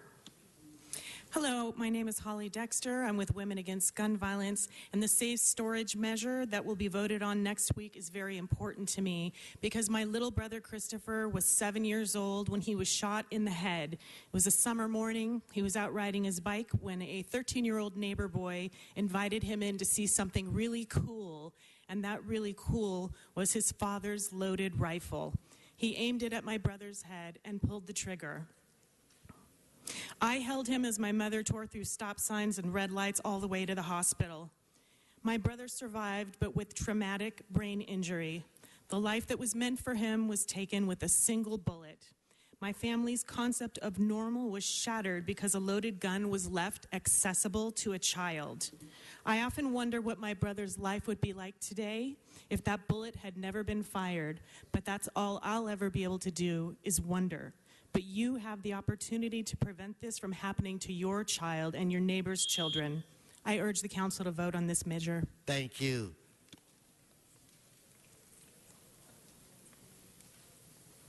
Yeah. Again, my name is Francisco Rivera, and a resident of Westlake, and I want to call the attention, about the process of gentrification in the Westlake area and the fast loss, of rent control units. And so this is a matter of attention, for the city council. I'll give you an example. The zoning administration just approved, a mega project at the 25 Wilshire Boulevard. And can you believe that there was not even a single community hearing about this project? And we're talking a project of millions and millions of dollars with an impact. And there was not even the council office of the area was informed because I was present, at the hearing when the zoning administrator just approved. And I did mention some objections to the project, including the fact that there was no community hearing, and immediately it was approved. So this is a matter that will come back. Thank you, Don Francisco. If I could have the next speaker please come forward. Good morning or good afternoon, council members. I was here in January at the first meeting. And I don't know could if you give me your name? I'm sorry, Carrie Pratt. I was here in January at the first meeting. I'm not quite sure if you remember me, talking about Manchester Square. Mr. Bonin, you weren't here that day that we spoke. A couple of us came. We live in Manchester Square, and I know you take care of the entire west side, but we are people too. And we are very frustrated with what LAWA has created, not just under your watch, Rosenthal and other people. As sympathetic and empathetic as we are with the homeless population, we are not happy with the fact that the Pacific Division Police and other individuals in city government are telling the homeless people they can leave Venice, Santa Monica, where they have parking permits, and putting them in our areas. We have children that live over there that are walking. There's a school that's nearby us. The crime rate has increased. We have documentation that the LAPD is refusing to take. I also have proof of the conditions in our neighborhood. Thank you. If I could get your time is up. If I could get, I think it's Opara Ocho, Sean Murphy, Red Cloud, Donna Pierman. My name is Please identify yourself. My name is Paulette Oparocha, and I also live in the Manchester Square, LAX area, and I have literally seen vagrancy. In my building, we have a garage underneath, and one of the, I can't say how vagrant people came and lifted the garage door, pushed it aside, and came into the yard. My son's computer was stolen out of the trunk of his car, which was behind the gate. We have instances of them jumping the fence to go to the trash bin. And also, we have a lot of little children living around there, and there's summer school going on. And now we can't walk at night. So I'm very concerned about this because it's just too much. We have to keep the kids inside. I have to literally make sure I know where everybody is all of the time, and I have 2 families living there. So something needs to be done. Thank you. Okay, Sean. Yes, good morning. I want to welcome the athletes to our city again. I hope they have a good stay here, safely though. I want to meet with Mr. Rue on a few issues one day. I'm Sean Murphy. I go to St. Charles Borromeo. I'm a big man there. I'd like to meet with Mr. Rue one day on a few issues. Thank you. Set up a meeting. Thank you. Okay, Mr. Red Cloud.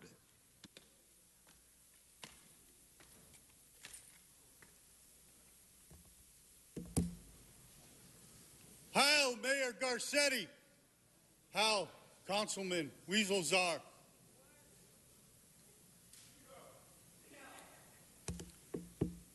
So, Mayor Garcetti, you coward, if you're going to try to kill me, why don't you face me like a man? Now, I know I'm a vet, and according to Obama, that means I'm a terrorist. But if you cut me, will I not bleed? If you deny me air conditioning, will I not die? The beast Obama causes young ladies to whore themselves for Disney tickets. You don't have to die. Obama is murdering you by keeping the greatest truth in the history of the world from the world. The housing authority is ran by children. They were going to evict me because I can't levitate. Thank you. Your time is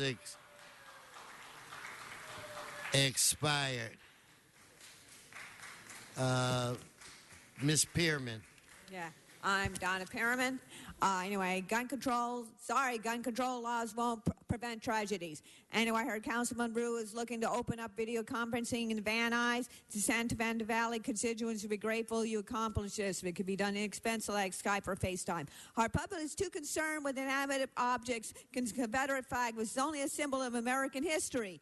White and black history, so please remember history. And in the meantime, we had to be concerned with what's happening with our deal with Iran. All concessions on our end, very little ineffective concessions on theirs. We give the millions of taxpayers money to do that. Americans are languishing, and Americans are in Iranian prisons are languishing. Even they weren't even part of the negotiation. Mr. Obama and John Kerry and Hillary don't care about us or about them or us. In my opinion, Obama, John Kerry, and Hillary should all be tried for war crimes and should be tried at The Hague. I was at the rally by 1,000 people, and believe me, we need to worry about this. Thank you. If I could get Ms. Ramirez and a Kit Travis, please come forward, and Mr. Walsh.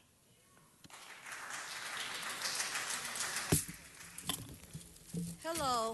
I filed a police report. Thank you, gentlemen. Thank you. I filed a police report on 7/21 about 6:50 p.m. with Officer Flores and Ramirez, no relation. I had a black guy who was stalking me. I am a victim of gang stalking by Los Angeles, from Little Tokyo to Los Angeles and First. As I was walking around that area, sitting in the quad, having meal, I have been stalked, harassed, and of course vandalized. So he was stalking me. I took his picture, and right there by Starbucks, he picked up my shopping cart and slammed it twice on the ground. And he stepped on my camera, grabbed my camera, and pounded and stepped, and he threw it against the wall. I left it like that. This is an African or African American. And he said, there you go. Now you can take your pictures. But I took a picture because I knew he was gang stalking me. Why is he following me back and forth? So I knew right then and there. My gut was right. He damaged my shopping cart as well as my camera. So there's a police report. Thank you. Please come forward and identify yourself.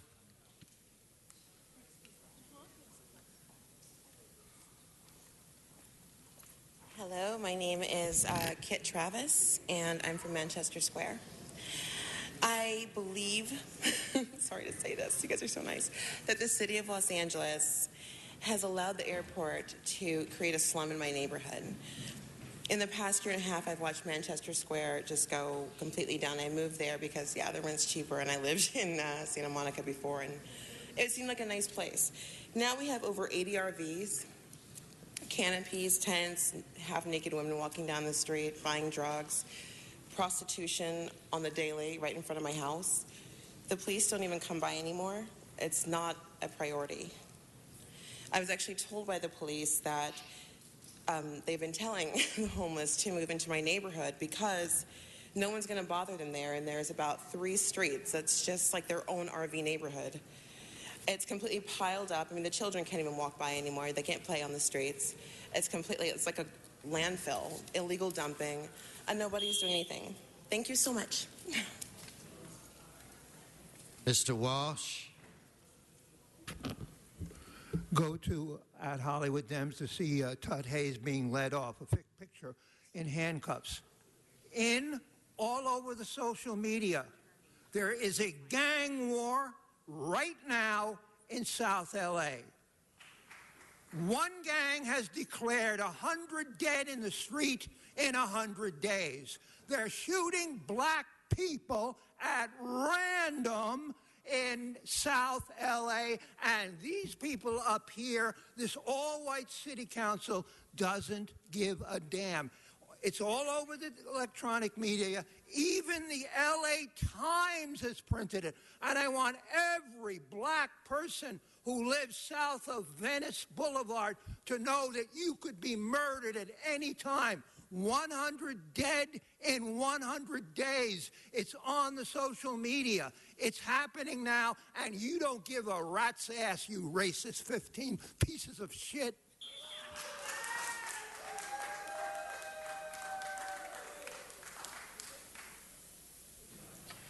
Next speaker, Harold Cassie. I hope I pronounced that correctly. Harold?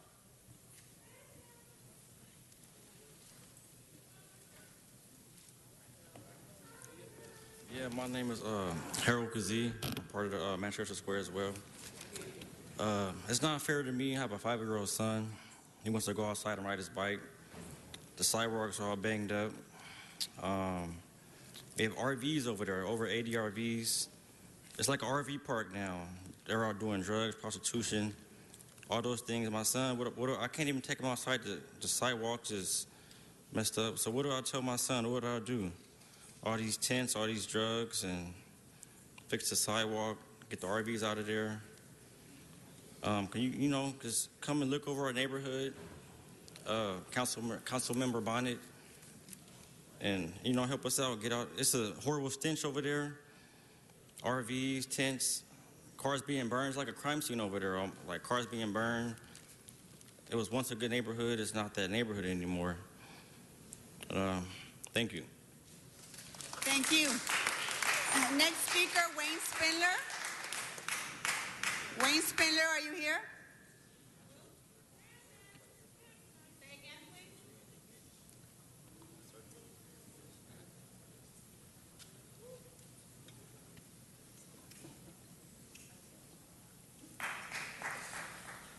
Yes, finally, you've shown what you're all about. Ted Hayes, you lynched Ted Hayes here today. How can you do that? He goes to all the police commission meetings, a civil libertarian. You robbed him of his property by eminent domain when you never built anything, when you tore his business down. The most civil man in the world, Ted Hayes, and you arrest him and haul him out of here in handcuffs? What are you people like? And not one of you stands up and apologizes to this great man. Not one of you. He's always here, always trying to help, and you haul him away in handcuffs. He won't say it. Fuck you. Thank you for that, Mr. Spindler. The next speaker is Carrie Pratt.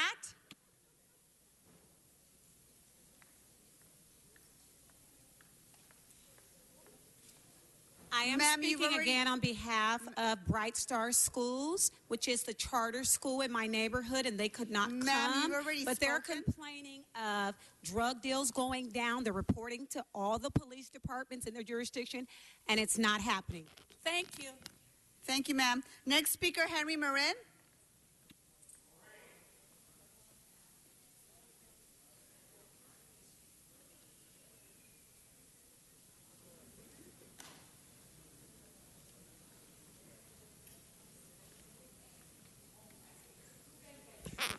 Yes, as you know, Hackland Coal MOUs account for every cent sheltered from the. No, that's not right. The principal and interest given shelter for each hour of government service provided is shown in Hackland Coal MOUs. But we know that the colleagues and successors of Nate Holden agreed not to account for the time of employees and this money they was holding for the benefit of these Hackland Coal employees. Consequently, no money was paid to CalPERS and LACES. Consequently, the members of this council are going to have to pay back payments to CalPERS and LACES in violation of, or in compliance with California Government Code 20283.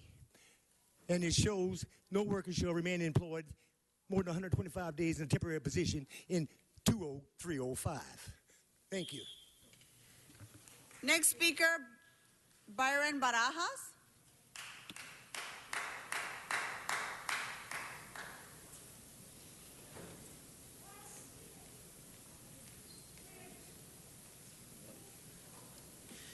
All right.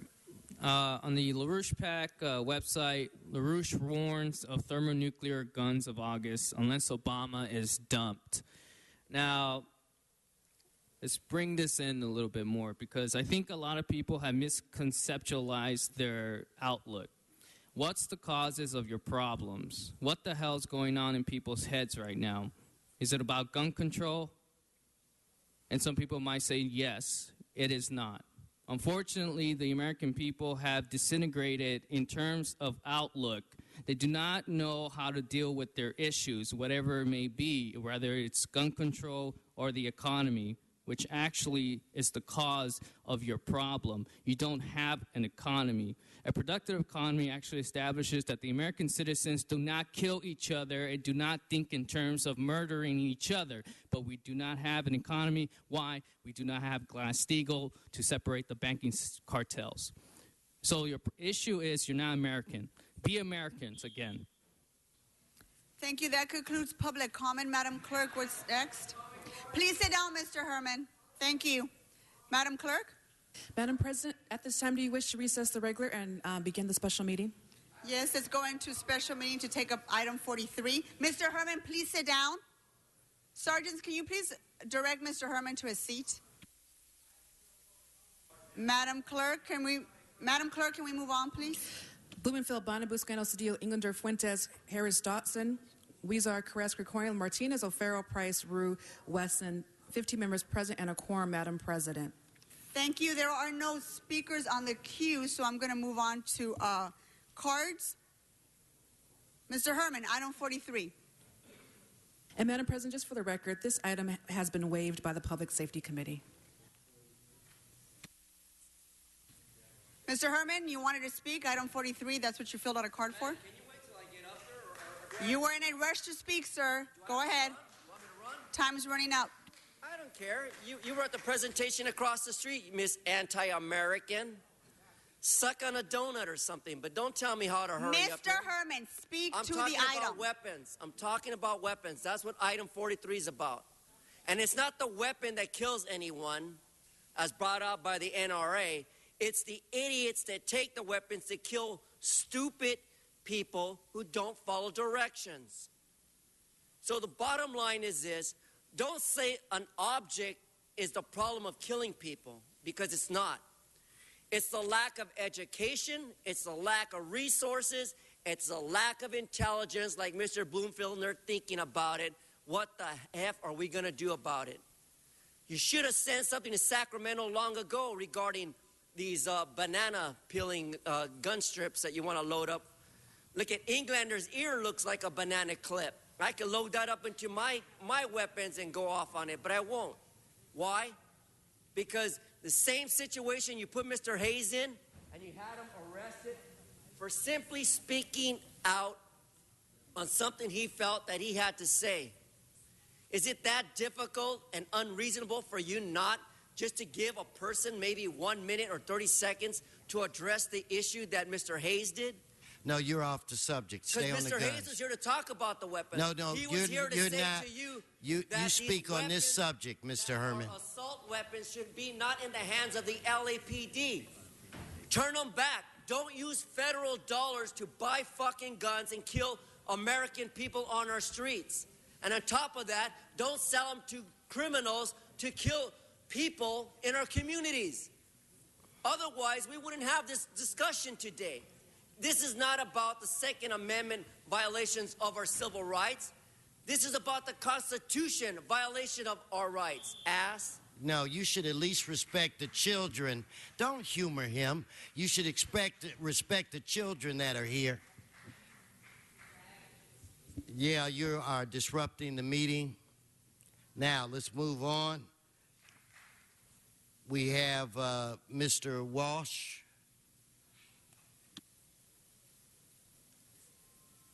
Ms. Ramirez, Daniel Luna, Perry Crouch. So you please start coming forward.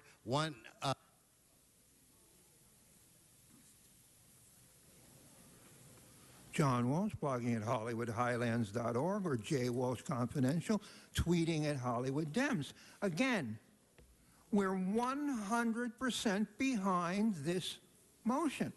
Do the right thing, and we will support you. Do the wrong thing, and we will attack you verbally. Now, this concerns, if you don't have it, banning the possession of large capacity magazines. They're not talking about TV Guide or Life magazine. They're talking about ammo for machine guns to mow people down. Now, in the United States, you're allowed in many states to murder people in motion picture theaters, any place you want. When they do this, they use large capacity magazines. So I think it's very important that the left, the right, the center in Los Angeles, everybody realize that we have a united front here. We put aside our differences. We don't want to be shot to death by people who are buying their ammunition by the hundreds and the thousands of bullets in magazines in the city of Los Angeles. Where's the state of Los Angeles? Well, state of California. Where's Jerry Brown? Where are the other states? Let the city council be the leaders. And where's the mayor? We don't see the mayor here either. He's out with his boyfriend, Glenn Dake. We want everybody to realize, do not come to the city of Los Angeles and think you can load up with ammunition and machine gun down people. And when they machine gun down people, half of them seem to always be black. Half of the incidents are black. The others are in movie theaters. This is Hollywood. This is the home of the movie theaters, and we say no more machine guns in our movie theaters.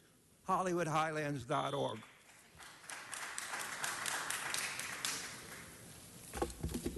Thank you. Do large capacity magazines include grenade launchers, tomahawk cruisers, laser guided missiles, and a big mama bazooka? Because, ladies and gentlemen, Los Angeles in America is under siege by these nosy, jealous, malicious, wicked, evil, racist, hate-mongering wetbacks and Latino chango gangbangers who are truly un-Americans, and they are the ones who illegally possess all the firearms, not the American people. Let us ban them and their weapons by deporting all these ugly chango panzones asco and allow all legal law-abiding citizens to possess weapons as legally mandated in the Bill of Rights. Let us restore public safety and restore America. Let us also vote for our great honorable jefe, Donald Trump, who has the balls to be a leader and the balls to be a real man and not a pussy like most of these Latino changos who are, again, illegally possessing firearms and attacking and abusing and violating families, law-abiding citizens, Americans, and military veterans. That's why most military veterans are homeless and they are under siege as well. Again, America is under siege. We are being taken over by these wetbacks and chango gangbangers. So if I were you, I'd get some landmines in East LA and I'd get some bazookas up their asses. I think that's what we need. Mike Bonin is not for it. He's too busy pandering to these people. That's where Charlie Beck went wrong. He pandered to these illegal wetbacks and criminals. And guess what? Boomerang. Payback is a bitch. It's now his reputation down the toilet. Is that what you want, Mike Bonin? Is that what you like, Mitch Farrell? How about you, Herb Wesson? How about you, City Attorney? We're too busy protecting all the wetbacks and the gangbangers, including the LA Times. Why don't you do the real thing and the truth thing? Start defending law-abiding citizens. Allow them to possess firearms to protect themselves against these wetbacks and gangbangers. And hasta la vista, cabrones y cabronas. The easy way to deportations for them. God bless America.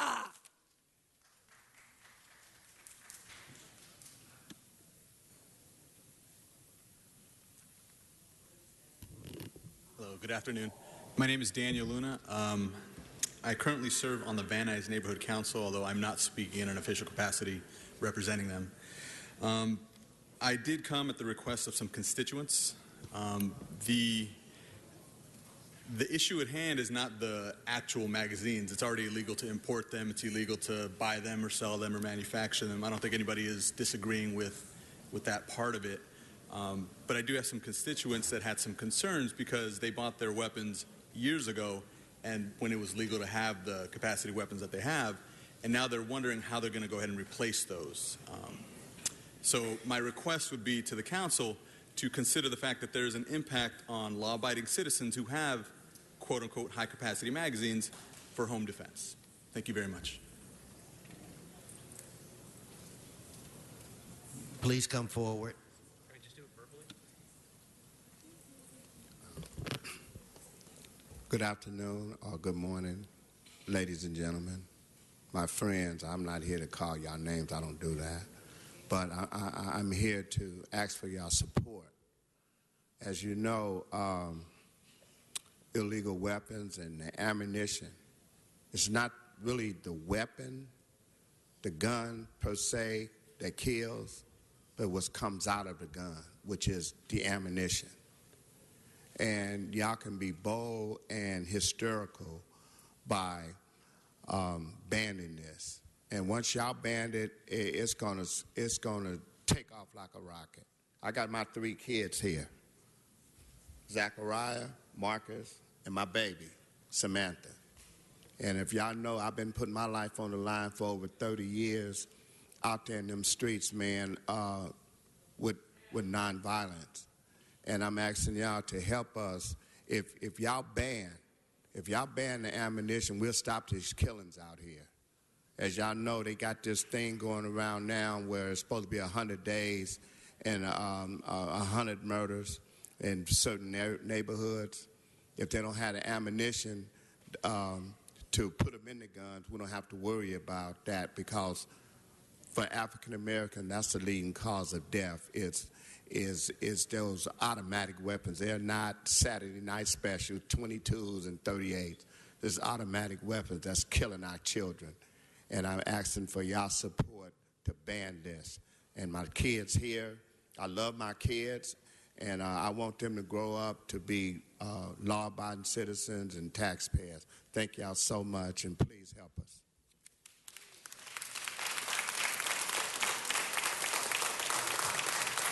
Maya, it could be Maya Parkey. Marilyn, would you please stop? Marilyn from the National Council of Jewish Women, Donna Brown, Ann Reese Lane, Margot Bennett. Please identify yourself and go My forward. name is Marilyn Zapp-Mary, and I am on the board of the National Council of Jewish Women. I am here in support of both of these gun ordinances, doing away with large capacity ammunition magazines, and also in having storage. If you have a gun at home, make sure that gun is stored. I have a niece who lives in Newtown, Connecticut, in a beautiful house on a lake in a wonderful area, a place that you would never think that gun violence would happen. Fortunately, my family is safe, but ever since that day, every day I wake up and I go to bed and there is another call, another thing on the news about gun violence and people being shot in theaters, et cetera, et cetera. I think that these measures need to be passed because we have the responsibility of starting somewhere. Thank you.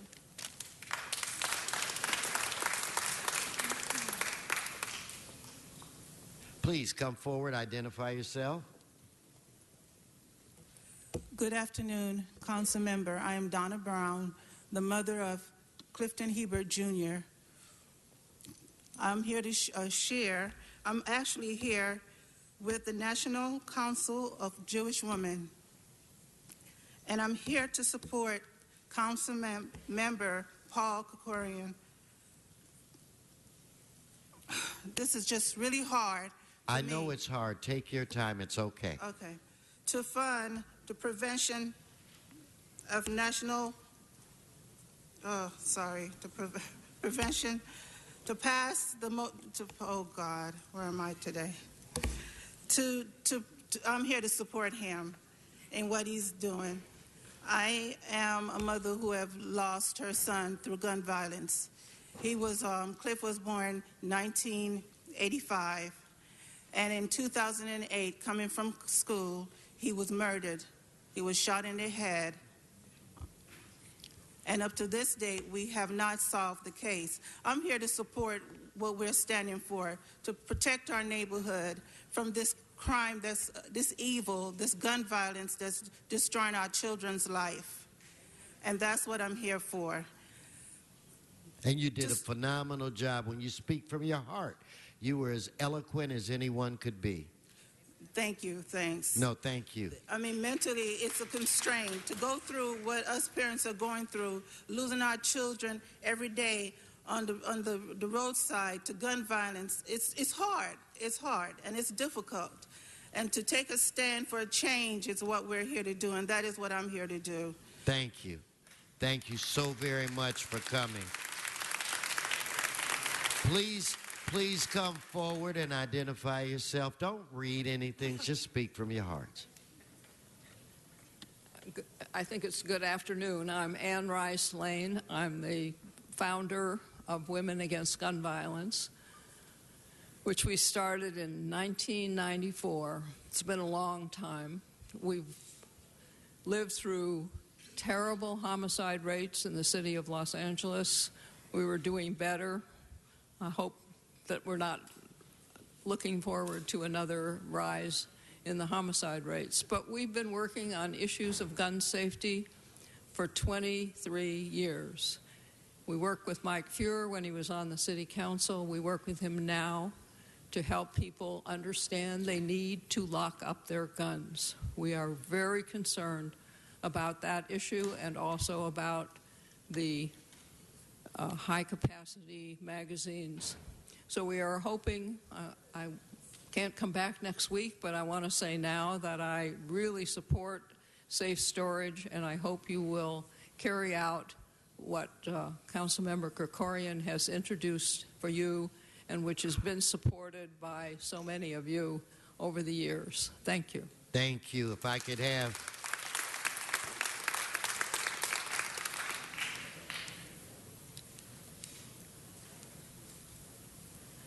My name is Margot Bennett, and I'm the Executive Director of Women Against Gun Violence. And I'm angry. I'm angry, Councilmember Englander, and I'm appreciative, Councilmember Krikorian, but mostly I'm angry. We absolutely support the ban on the possession of high-cap magazines. We supported it when it was introduced 2 years ago. We supported it when we spoke in favor of it in front of the Public Safety Committee over a year ago.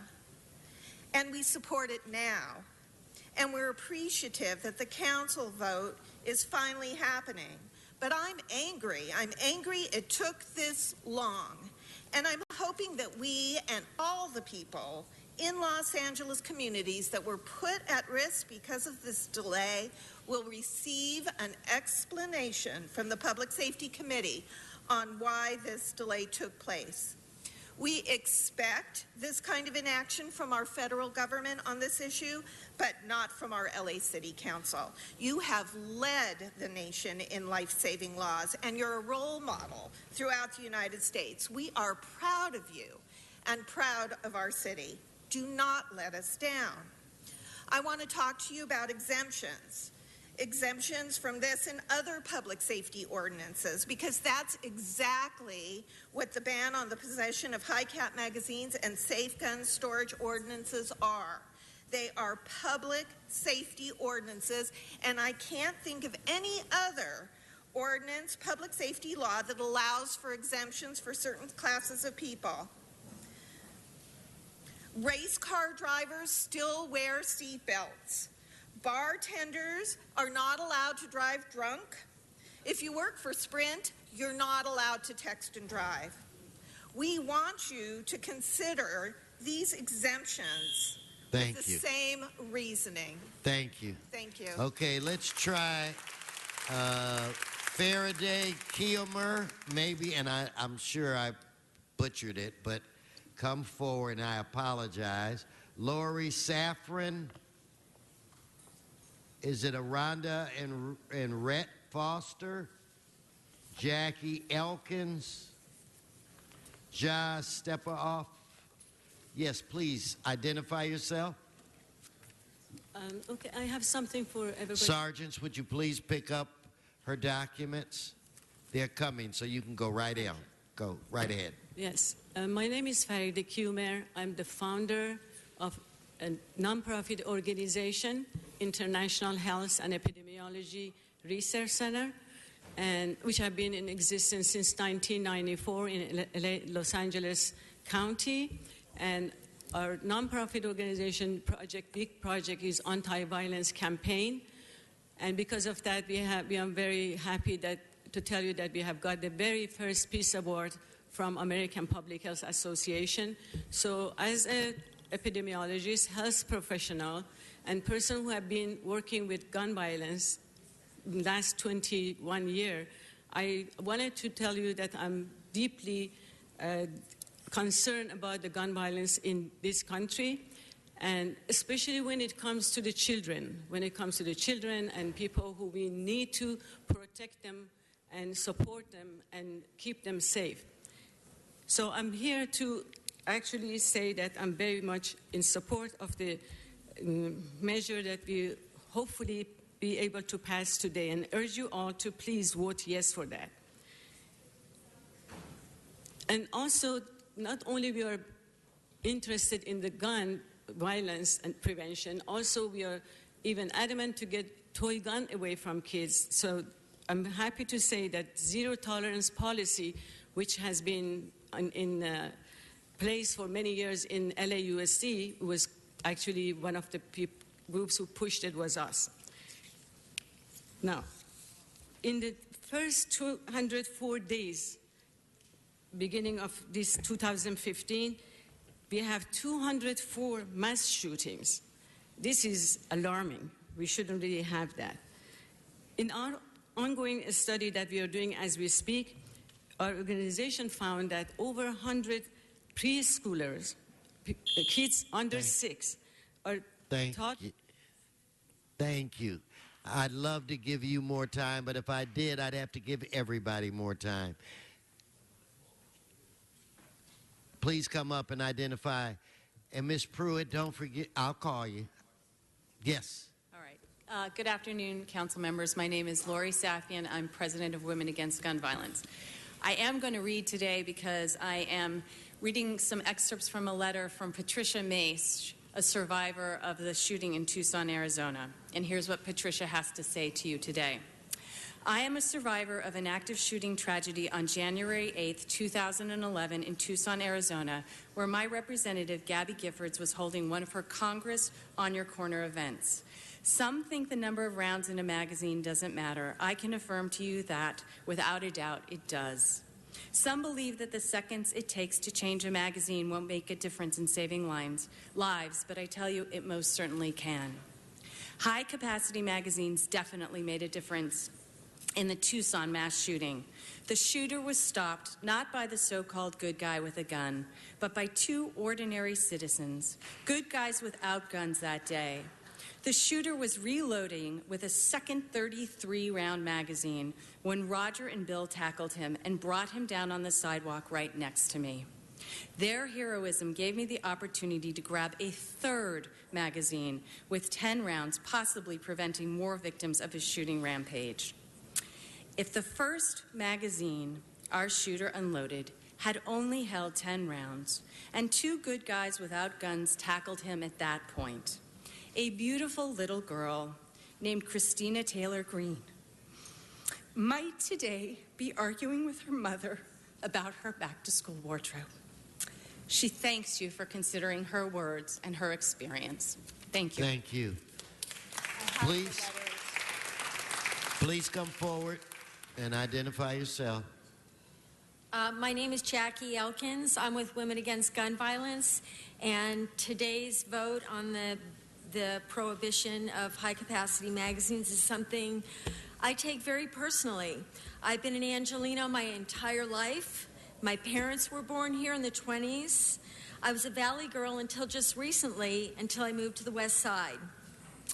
My 4 siblings were born and raised here. I went to public school. I went to college here. And my husband and I have raised our 3 kids here. I know and I love Los Angeles. I love its diversity and having everything right in my backyard. But I am feeling very uneasy these days. Things I take for granted, like going to the movies, going to a Friday night Shabbat at my temple, or just saying goodbye to my daughter every morning before she leaves for school, are anxiety-provoking because not a day goes by when I don't hear about another shooting. So many of those occurring in our places of worship and entertainment and learning. And while I recognize that our law-abiding citizens have the right to bear arms, there is no room for high-capacity magazines whose only purpose is to kill as many as possible in the shortest amount of time.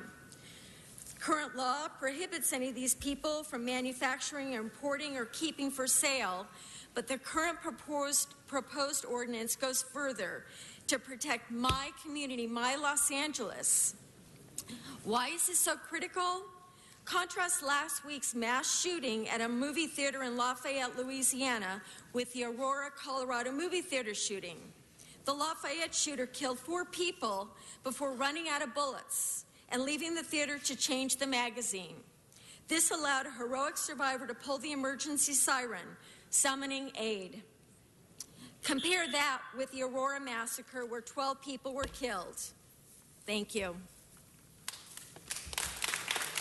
Thank you. Next, please come and identify yourself. Good afternoon, President Wesson and City Council members. My name is Rhonda Foster. I am with the Women Against Gun Violence, and this issue in regards to large capacity ammunition is very personal to me because of the fact that I am someone who was impacted by someone with a MAC-90 assault weapon. I had taken my son, Evan, to pick up his soccer trophy and sign up for the Winter Basketball League, and had our son, Alec, who was just 10 months at the time, with us.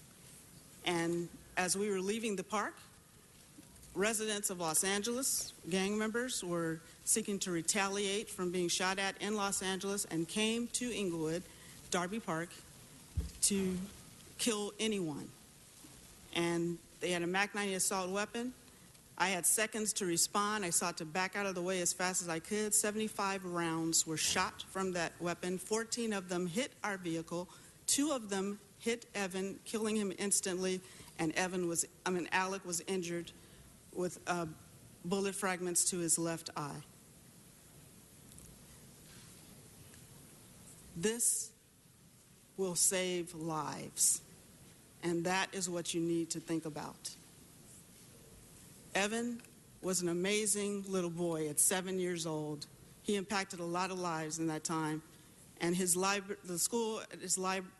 library at his school was named after him, Evan Lee Foster Library at Frank D. Parent School, and Pitzer College has an Evan Foster Scholar for students who are committed to ending violence in their communities. But he should be here now. Yes. Thank you. Thank you. Please come forward and identify yourself. Identify yourself. I'm Ruud Foster, and I am here representing Women Against Gun Violence today, but I'm also a survivor of violent crime. Rhonda Foster is my wife. 18 years ago, my son Evan lost his life to gun violence. 18 long years ago. As my wife said, there were 75 rounds that were fired off a MAC-90 assault weapon. I think about the fact that Evan is one who cared for his brother. He lost his life at age 10. At age 7, his brother was 10 months old, but he was always looking out for his brother and caring for his brother. And where the bullets came into the car, they came pretty much in the direction of where his young brother's car seat was. But Evan took the bullets. Evan was always looking out for his brother. He was probably cooing and playing with him and making sure he was all right. And Evan took the bullets. But one of the things I would say to you today, City Council, is if it had been a low capacity, I'm sorry, I'm emotional. If it had been a low capacity weapon, who knows what might have happened. Evan might still be here today. He might still be here to dote over his brother, to love his brother, to encourage his brother about life. 75 rounds were fired off. Like my wife said, I believe 14 hit our car. 2 hit Evan. But if it had only been 10 or less, he might be here with us today. You must do the proper thing. Not the political thing, but the human, the right thing. And vote for this measure. Thank you. And sir? My name is Joshua Stepikoff. Thank you, President Wesson. Thank you, President Wesson, for having me out today. And I want to start off by noticing that some of you are wearing orange ribbons, and if you're not wearing an orange ribbon, I ask you to look to your colleagues and wonder what it is that they're wearing that for and you're not. And that's because they know somebody who's been affected by gun violence. And if you don't wear a ribbon today because you don't know somebody, well, I'm going to change that right now. My name is Joshua Stepikoff, and in 2 weeks from now will be 16 years since I faced a real Nazi, not one of you, a real Nazi at the North Valley Jewish Community Center just here in Los Angeles. A gunman came in with an Uzi knockoff and fired 70 rounds in less than a minute, shooting 5 children, injuring killing a postal man, as well as some camp faculty. It was a beautiful summer day like today is, and I was out doing what every kid should be doing. I was 6 years old. I remember. And I'm sure a lot of the law officers in here today will remember that day. It is a historic day in Los Angeles history, and I'm here to support Councilmember Krikorian on banning high-capacity magazines. There should not be any exemptions for anybody because I may have the opportunity to live today because I was lucky, but some others do not. And I think it's extremely important that we take into consideration the roles that you have here as councilmen and women to make history in the city of Los Angeles. You have that opportunity every single day, and I urge you to make that right move today to continue making history and to improve the city of Los Angeles and our safety. We are all here in support today of Councilmember Krikorian and his bill because we do believe that it can save lives. So thank you all for hearing me, and have a good one. No. Thank Josh. Thank you. And a big thank you to all of you for coming out. Thank you, but to everyone. So, Donna, please come forward, and we're not done yet. Okay, anyway, I wanted to tell you that criminals and murderers and gang members don't care for laws. They break them, you dummies. So the magazine law won't help people that break the laws. Anyway, Marines were killed for the lack of firepower. That's gun control laws for you. Left them unable to defend themselves. Just another way to slowly take our Second Amendment rights for the common people in the military not in combat. We may need these large magazines to be able to protect ourselves against people who have these magazines illegally, especially now since our country won't protect us with criminals over the border, with our gangbangers here, with ISIS followers in America. Never again. Remember that word that was said over Germany. Germany took away the guns, and then they took the people away. Slowly by slowly, we're losing our rights. We don't need any guns. They'll say we don't need guns anymore. Just the police and the ones protecting us protecting our politicians will be enough. So these people pretty soon that they'll take away the gun rights, and don't believe them. Believe me, it starts off with the magazines, which they say that we don't need. And slowly, there's plenty of other laws that will go after the guns. So we don't need to disband us. And this law just really won't work, because basically what you're doing is the ones that do want to kill with these large capacity guns will still get them. They're going to break the laws. They don't care if they're killing. They don't care if they have one more. So what? They have murder and they have large capacity. Doesn't make any sense.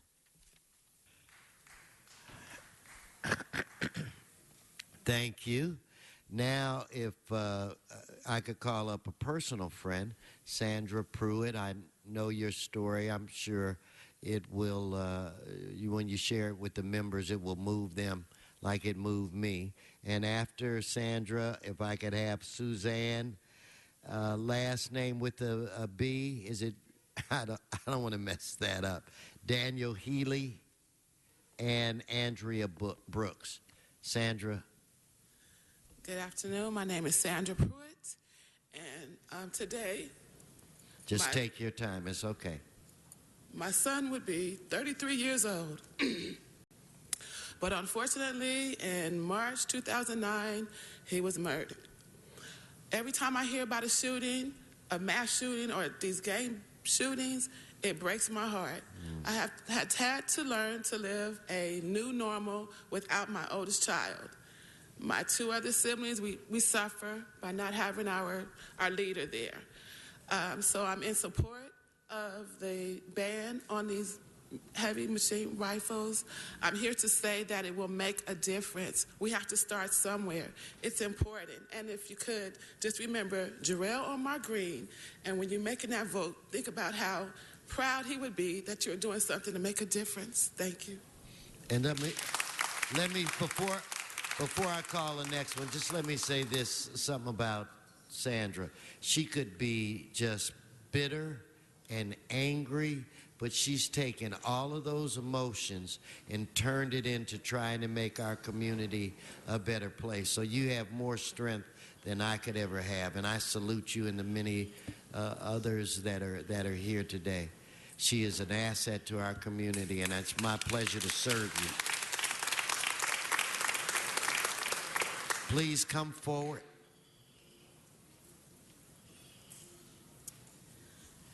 My name is Suzanne Verge. I'm here on behalf of the Los Angeles chapter and the San Fernando Valley chapter of the Brady Campaign to Prevent Gun Violence.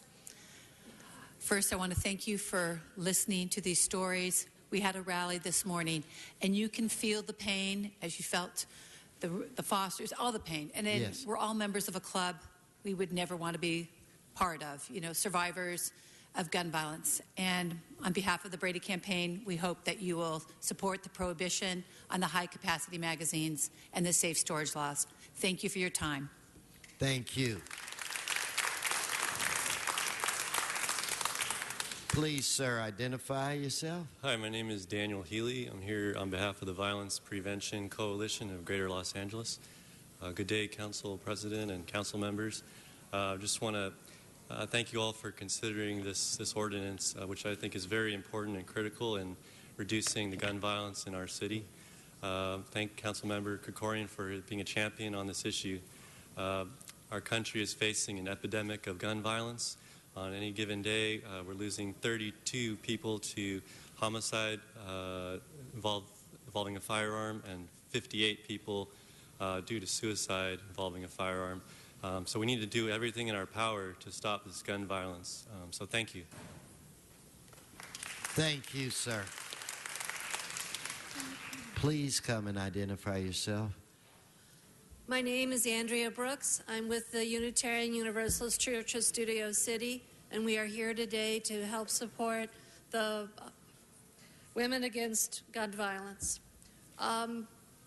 It's a game we play very often in LA. How many steps Kevin Bacon is away from a particular actor, how many steps we are away from something else. I don't want any more people not to be a step away, but to be a victim. I am very blessed that I'm steps away.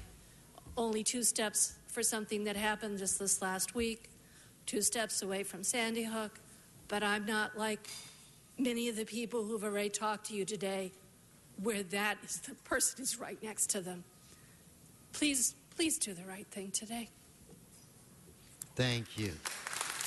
Okay, if I could get a Geraldine Stapleton, I think Chad Chung maybe with the, what is that?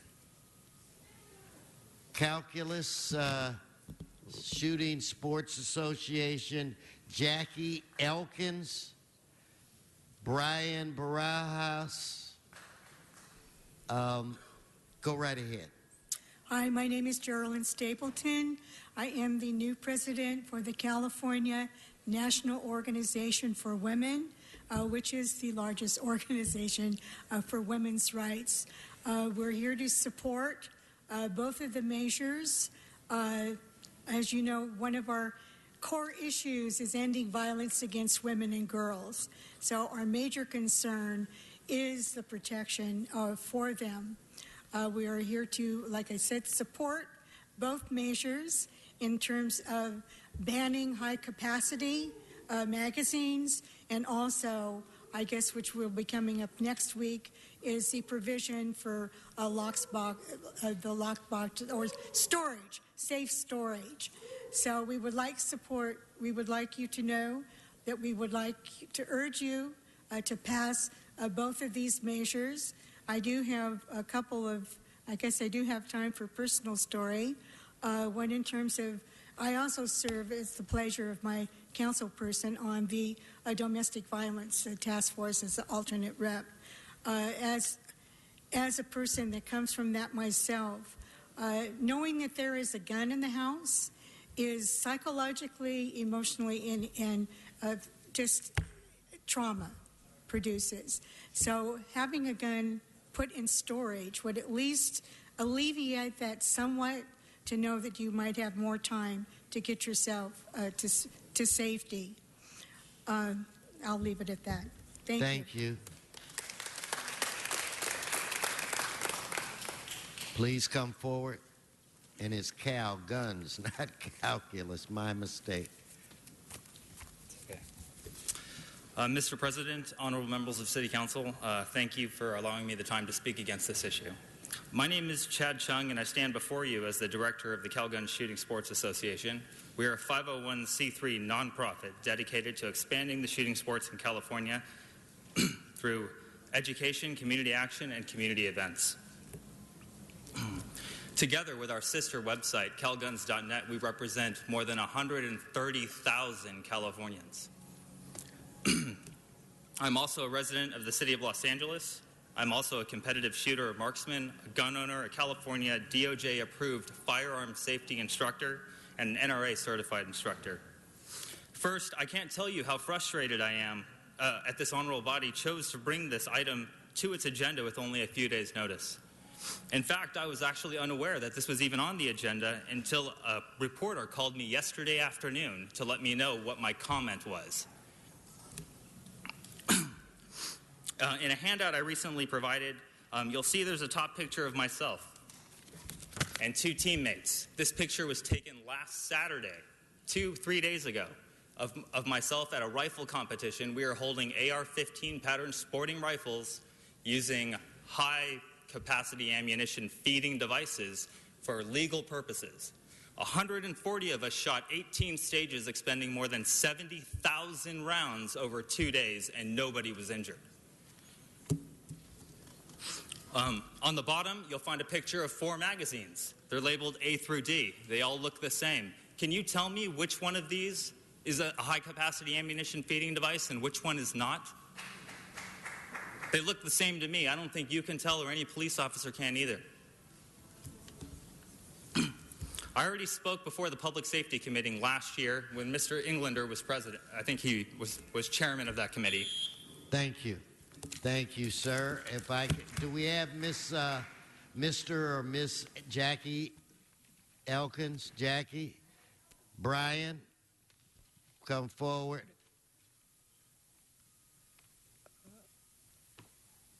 And Wayne Spindler. Go ahead. All right.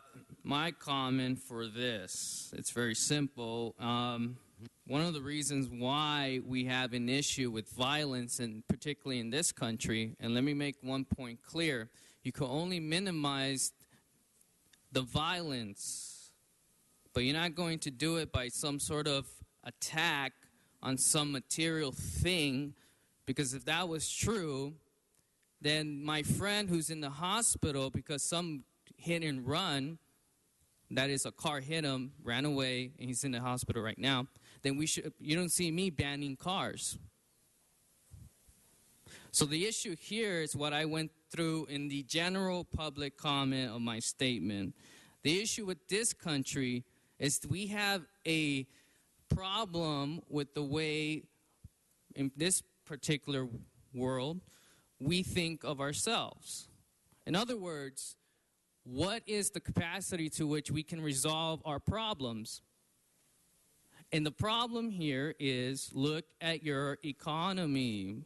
If you don't have a future, the idea here would be people resort to using violence. The issue then is, how do you resolve your issue of people who are prone to violence? Whether it be a World War II situation veteran who goes crazy, or a Vietnam veteran who goes crazy, or a Iraq veteran who goes crazy, or a citizen who grew up under violent conditions, picks up a gun and kills someone. The issue here is the mission, the role of the individual themselves, which pertains to the future of their country. And I guarantee you, anybody who has a vision of the future, who wants to kill? No one. Thank you.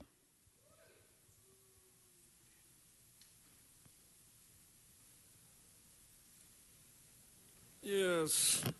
Now we have this idiot that we have as a city attorney declaring a large capacity magazine to be a public nuisance and an immediate threat to the public health, safety, and welfare. It's absolute bullshit, because the Second Amendment, the Heller decision by the Supreme Court, clearly indicates that a person has a right to bear arms. But large capacity clips don't kill people until they're put into a gun and somebody uses the gun. People kill people. Large clips don't do anything to anybody. Fiscal impact statement. What about all the people that are in the gun business? How does it affect them? It puts them out of business. But you don't care about that. This is about exposing the city to needless litigation. The city will be sued. Millions of dollars will be spent by attorneys to defend the city. Those are outside counsel. They will be paid, and then they will give campaign donations and funnel it back into your campaigns. That's all this is about. But to quote rapper Willie D out of his CD Controversy, put the fucking gun away. If you're going to live, motherfucker, put the fucking gun away. Na na na na na na na na na na. Ain't gonna shoot no goddamn buddy. If you put the fucking gun away, lock up the guns and don't shoot people. It's a societal problem. It's not clips. We have a societal problem. People don't have jobs. People aren't working. Address that, and then you won't have stupid shit like this. Vote no. Thank you. So again, you've proven that you can curse, Wayne, so I'd almost forgot. Okay, now with that said, that concludes comment on this issue. Mr. Koretz, I have on the, or do we want to defer to you, Mr. Krikorian, to start this off, or how do we want to? Then let's go with Paul. Why don't you? Well, I forgot. I got both Pauls. Yeah. Koretz. Well, Krikorian, go on. Thank you very much, Mr. President. First, I want to thank the public for coming down and providing their input. And I'd like to take just a moment to ask that anyone who has personally suffered a firearms tragedy, whether you've been injured yourself, whether a member of your family has been injured or a friend has been injured, I'd ask you to please rise in memory of those who've been injured. And I thank you all for having the courage to come down and speak today. Members, thank you. Members, less than 2 weeks ago, 5 members of the United States Armed Forces were gunned down and died. They didn't die in Iraq. They didn't die in Afghanistan. They died in a recruiting station in Lafayette, Louisiana, when a gunman came through the door with a semi-automatic weapon with a 30-round magazine. These mass shootings we hear about in the news so often that some of the names of the places have become part of our national lexicon. Columbine, Sandy Hook, Isla Vista, Aurora. These are places that have gained new significance to our nation because of the tragic mass killings that have happened in those places. And yet, it's not just the ones that make the news. The Washington Post reported that in the first 207 days of 2015, this country has had 207 mass shootings. Doesn't always make the news. Maybe we don't have enough people killed to catch the attention of the news. But 207 mass shootings in 207 days. The majority of those mass shootings involve people armed with large capacity magazines. The simple reason being that when one has a large capacity magazine, a weapon's lethality increases geometrically. The number of rounds that a person with ill intent can fire off in a very short amount of time increases dramatically, and with that, so does the degree of the violence. When Gabrielle Gifford was shot in Tucson, and so many others who were there to hear her speak, in 16 seconds, there were 33 rounds fired. That magazine was emptied in 16 seconds. And as Lori Safian shared with us, one of the survivors of that shooting had some very profound comments about the impact of the capacity of that magazine on the people that were affected and those who survived. Now, California, as it has in so many other areas, has led the nation in trying to address the problem of large capacity magazines. And 15 years ago, our state banned the sale, the manufacture, and the importation of large capacity magazines, magazines capable of holding more than 10 rounds. And yet, for some reason, we have no way of knowing why that might be, But the legislature chose not to ban the possession of these large capacity magazines. So as a result, the men and women of the Los Angeles Police Department are left with a situation where when they encounter somebody with a large capacity magazine, that person can say, well, you know, I got this 20 years ago. I've had it ever since. And they are left with very little ability to be able to distinguish those magazines that were grandfathered from before the statewide ban and those that were purchased online last week. And let me speak to that for a moment, because on the day that that shooter walked into that recruiting station in Lafayette, on that same day, if somebody was sitting here in California and decided, you know, I'd like to have a 30-round magazine for my AK-47 too, you could go to a website and find any number of 30-round magazines readily for sale. And then you might think, you know, 30 rounds, I have to reload too often. It's inconvenient for me. I really need a 75-round drum magazine, readily available online. And then you think, you know, 75, I got to change out that drum magazine far too often if I can only shoot 75 rounds at a pop. Why don't I get a Chinese-made 125-round drum magazine? With a few keystrokes, it can be yours. Now, when the person who acquires that drum magazine encounters someone from the Los Angeles Police Department, how are they going to be able to distinguish that purchase from one that was purchased 25 years ago? That's why it's important that this council act today to once and for all prohibit the possession of large capacity magazines, which our state legislature said 15 years ago were so dangerous that we shouldn't be able to sell, manufacture, or import them. Once and for all, after 15 years, let's close this loophole and ban possession of these large capacity magazines. This is a small step, members. This is not something that is all of a sudden, in one fell swoop, going to make our city crime-free or gun violence-free. But I do know that last Friday, when I was here in City Hall, I got a phone call about a shooting that happened on Ventura Boulevard in Studio City in my district, in one of the quietest, most crime-free parts of our city you would want to see, a place bustling with activity. Children, adults coming in and out of stores and Starbucks and restaurants there, enjoying a sunny afternoon when a gunman began shooting. Thankfully, our police department responded in such a quick and professional manner that no one was injured other than the gunman who was fatally shot.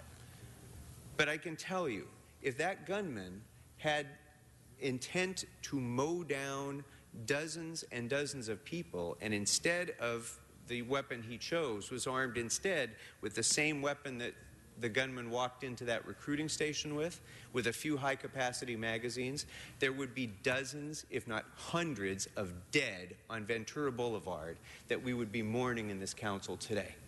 So let's act once and for all. Let's ban the possession of large-capacity magazines. I ask for your aye vote. Thank you. Mr. Koretz. Thank you, Mr. President. And I want to thank Mr. Krikorian not only for bringing this measure forward, but for his long history of work on gun violence issues. We first met when he was a private citizen and an attorney working on these issues many years ago. I think this is one of the ultimate no-brainers for the City Council. This is an absolute common sense measure. I think everyone can see that if you have a limit to the capacity of a magazine and you have a massacre taking place, the time to stop them is when they have to stop to reload. And if that's after they've taken 75 shots instead of 5 shots or 10 shots, that is going to make a difference that will impact the lives and the safety of dozens of people. It's not just something intuitive. You shouldn't need a study to figure this out, but the issue has been studied, and not surprisingly, a much higher number of people are shot and a much higher number of people are killed when the shooter in this situation is in possession of a high-capacity magazine. And I would assume, I don't recall the circumstances in the legislature at the time, but I would assume possession wasn't included because gun violence issues are difficult in the state legislature. And the NRA and the other gun groups have a significant amount of sway, and you have to take things a step at a time.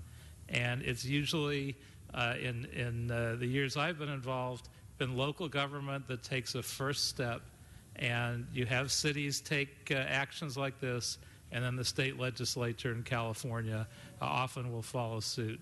So I think this may be a first step that will not only protect the residents of Los Angeles, but ultimately may protect the residents of the entire state of California.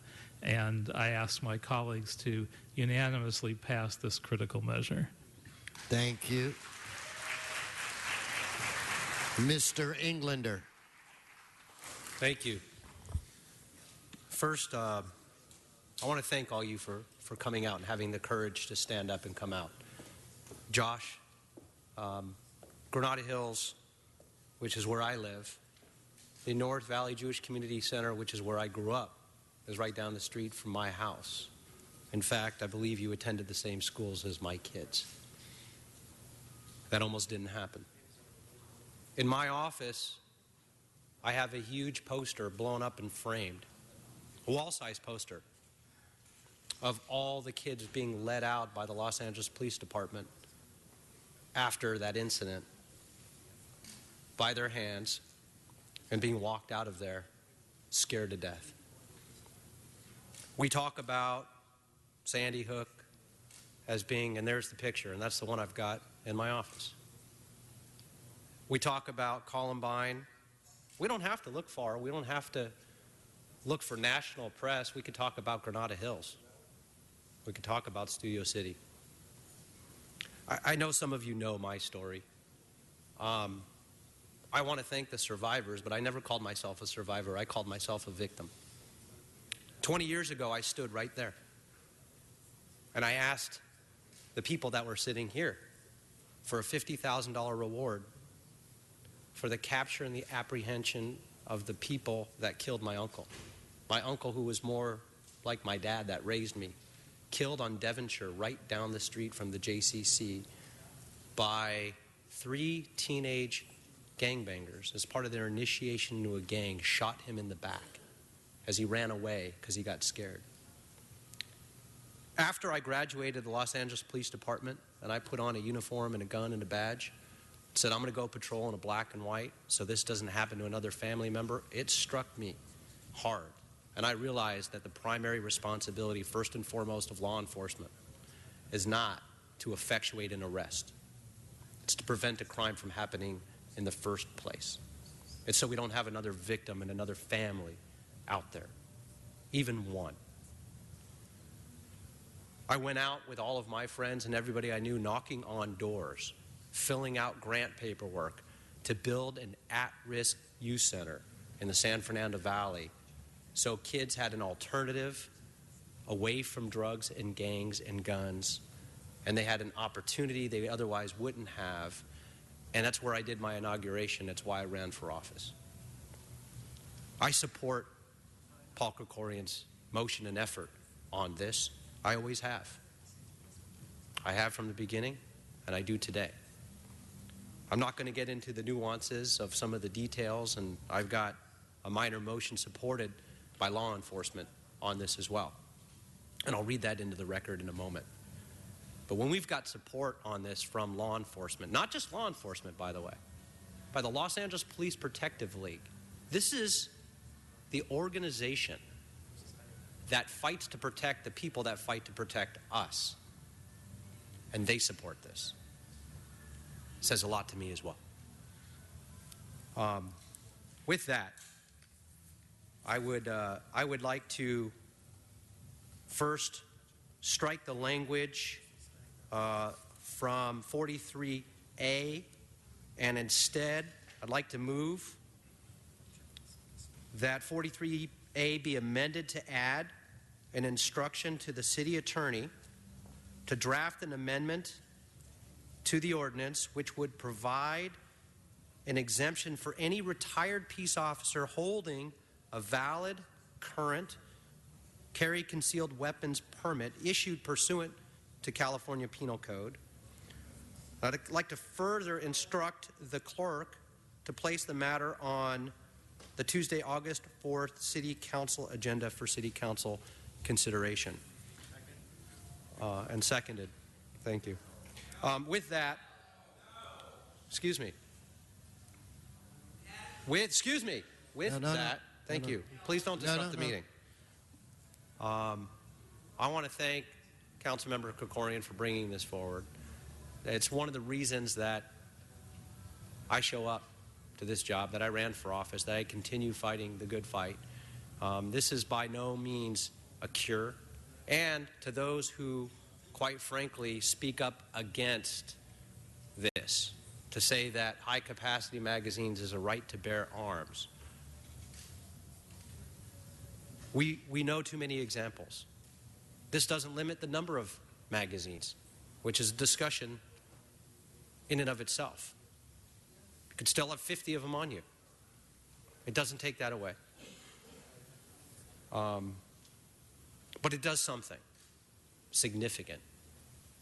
And lives will be saved because of it. We heard one of the testimonies earlier, how somebody shot 75 rounds into a vehicle and their son would probably be alive today had it not been for that. As a parent, I can't fathom it's the worst thing you could possibly ever experience in your entire life is losing a child. I ask for your support in both the ordinance and the amendment. Thank you. Ms. Martinez.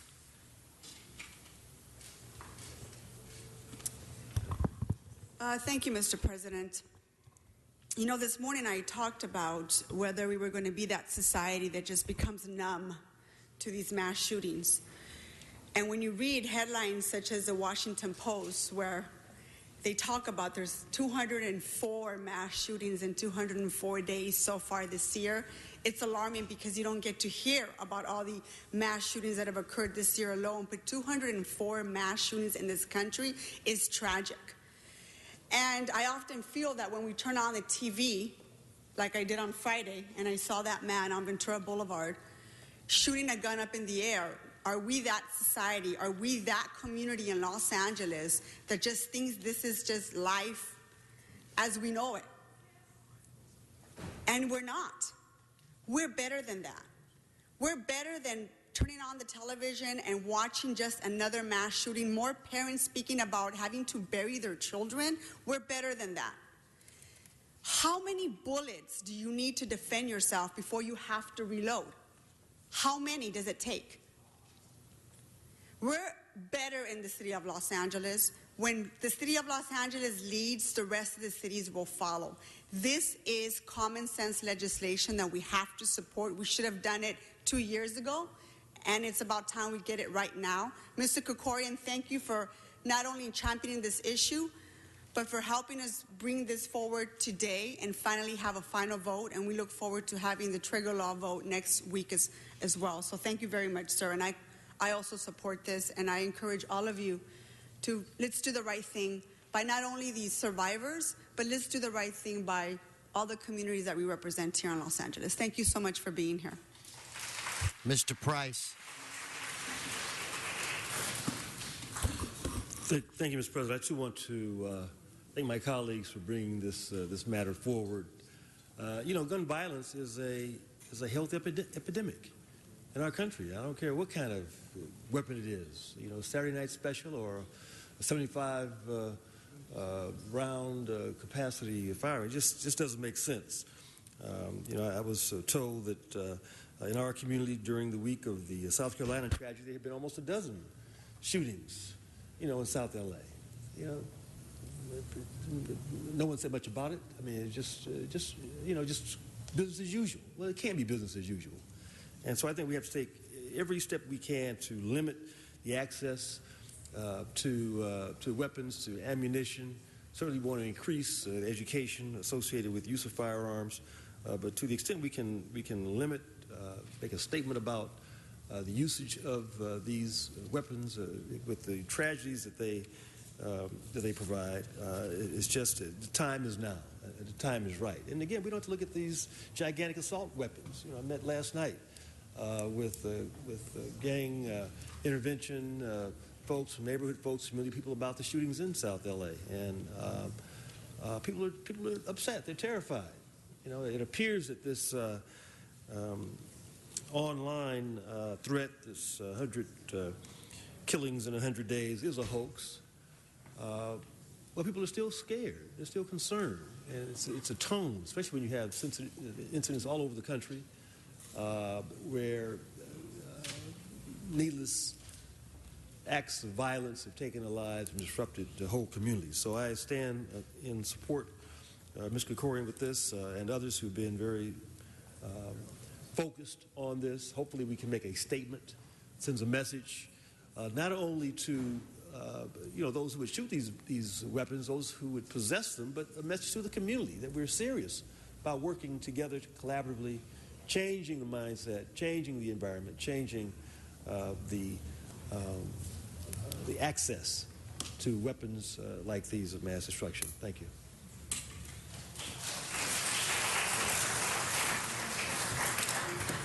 Mr. Bonin. Thank you, Mr. President, and thank you, Mr. Krikorian, for bringing forth this motion and the one we'll vote on next week. They're both smart and sensible and absolutely necessary.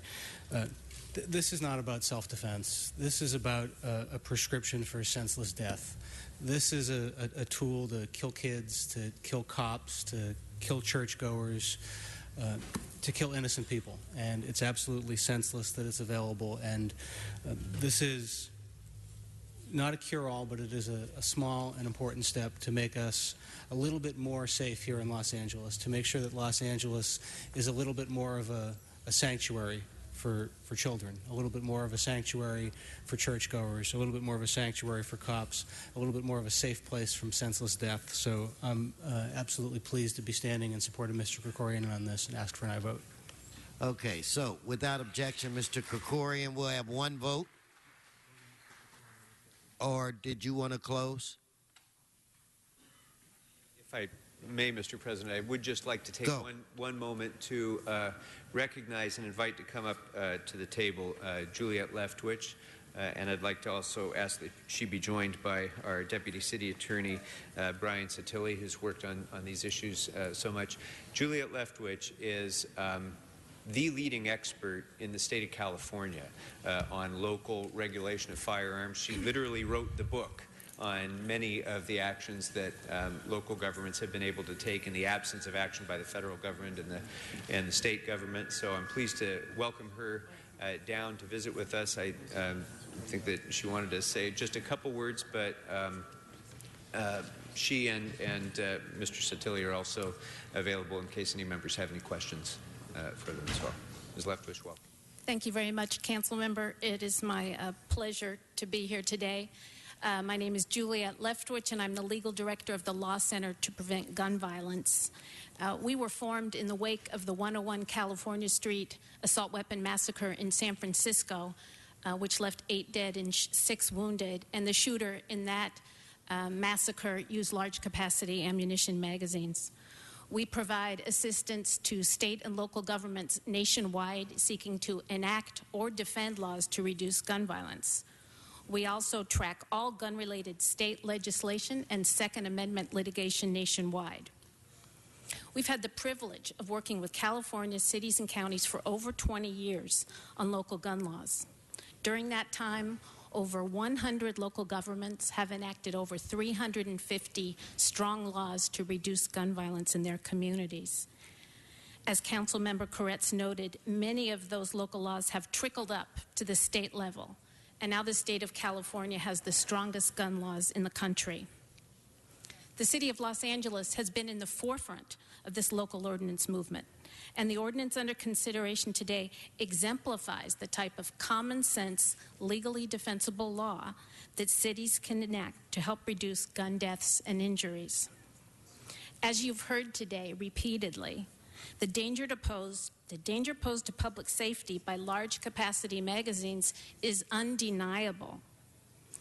Large capacity magazines, some capable of holding more than 100 rounds of ammunition, are the common thread in almost all of our nation's mass shooting, including those at Newtown, Aurora, Tucson, Virginia Tech, Columbine, and San Francisco.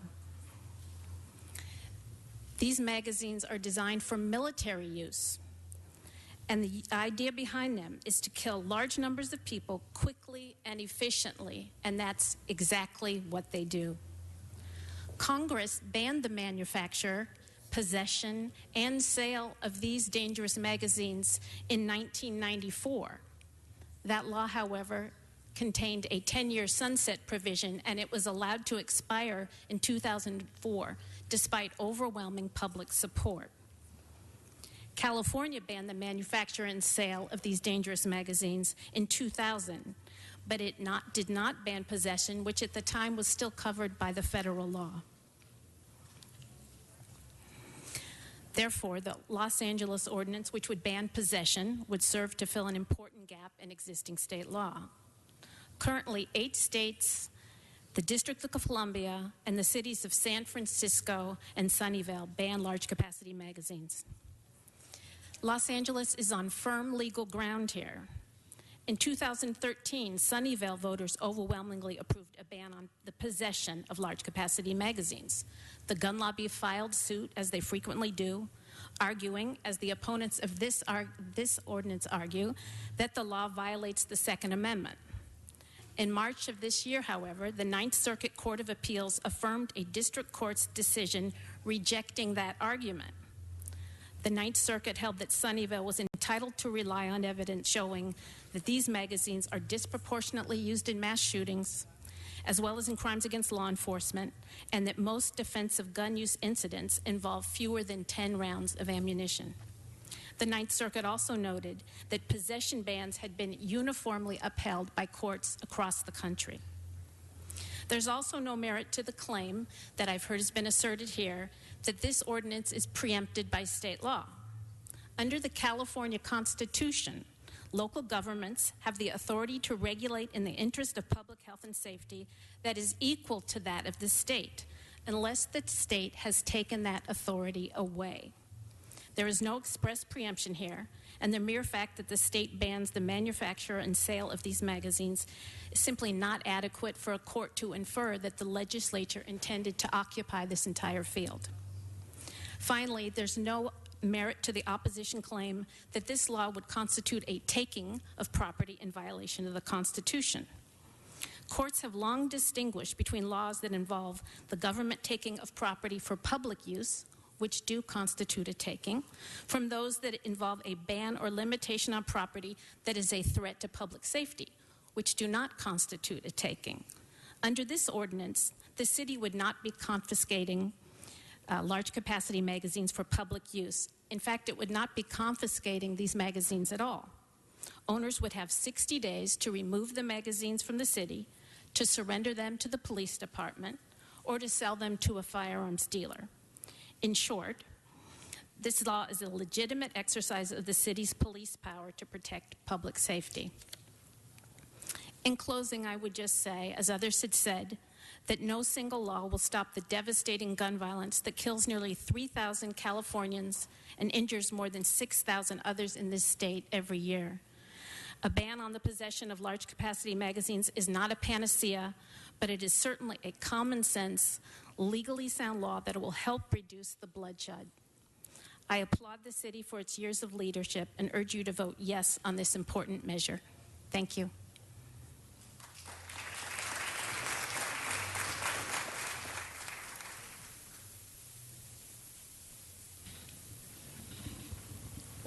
Okay, so thank all of you for coming down and spending so many quality hours with us. I know some of you have been here since like 9 o'clock, and I want you to know that we appreciate your presence. So, Mr. Krikorian, with that said, why don't we vote on the issue,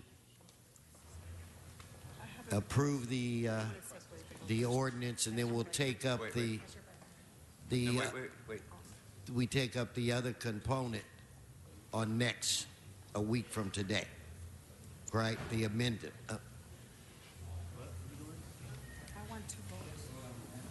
Yeah, but when it comes back, So the ordinance. So the first vote you're suggesting, Mr. President, will be on the ordinance before us.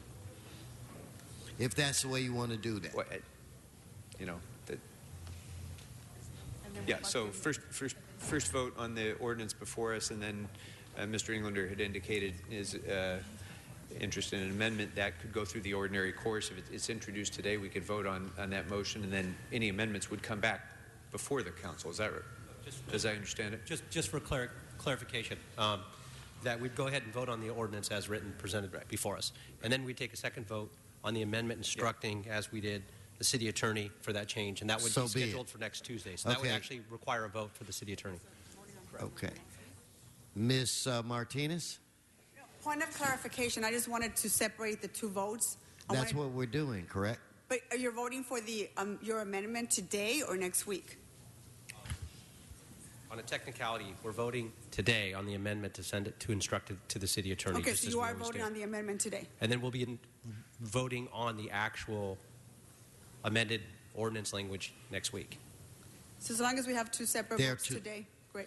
Okay, so which would be the first vote? On the ordinance. The ordinance. So, Madam Clerk, let's open the roll.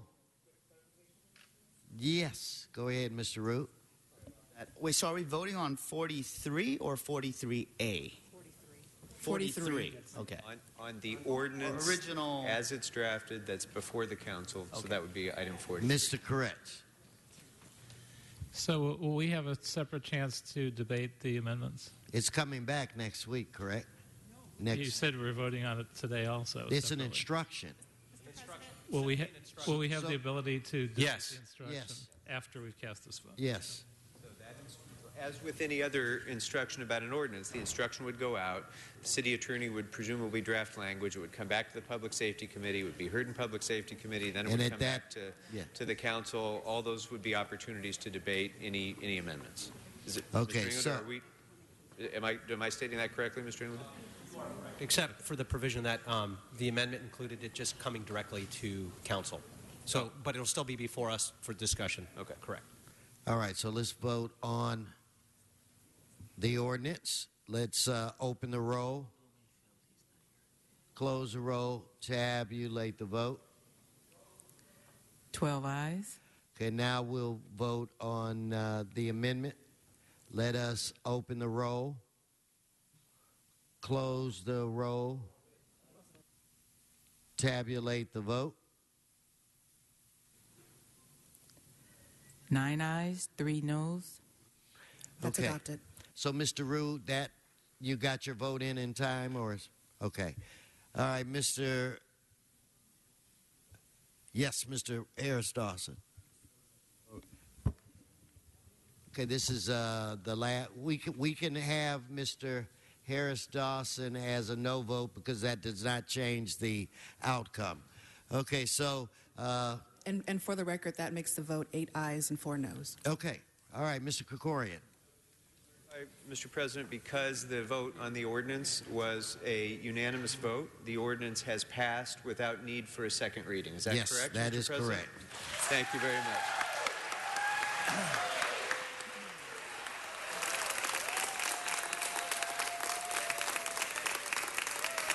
All right. Madam Clerk is there. Forthwith, Go please, right Mr. ahead. President. Forthwith. Madam Clerk. Council has motions for posting and referral. They are posted. They are referred. Next. That clears the desk. Okay. Announcements. Members' announcements. I don't see it. If all could rise in the chambers for adjourning motions. If all could rise. If all could rise for adjourning motions. And please be quiet. Thank you, sir. Good job. Shh.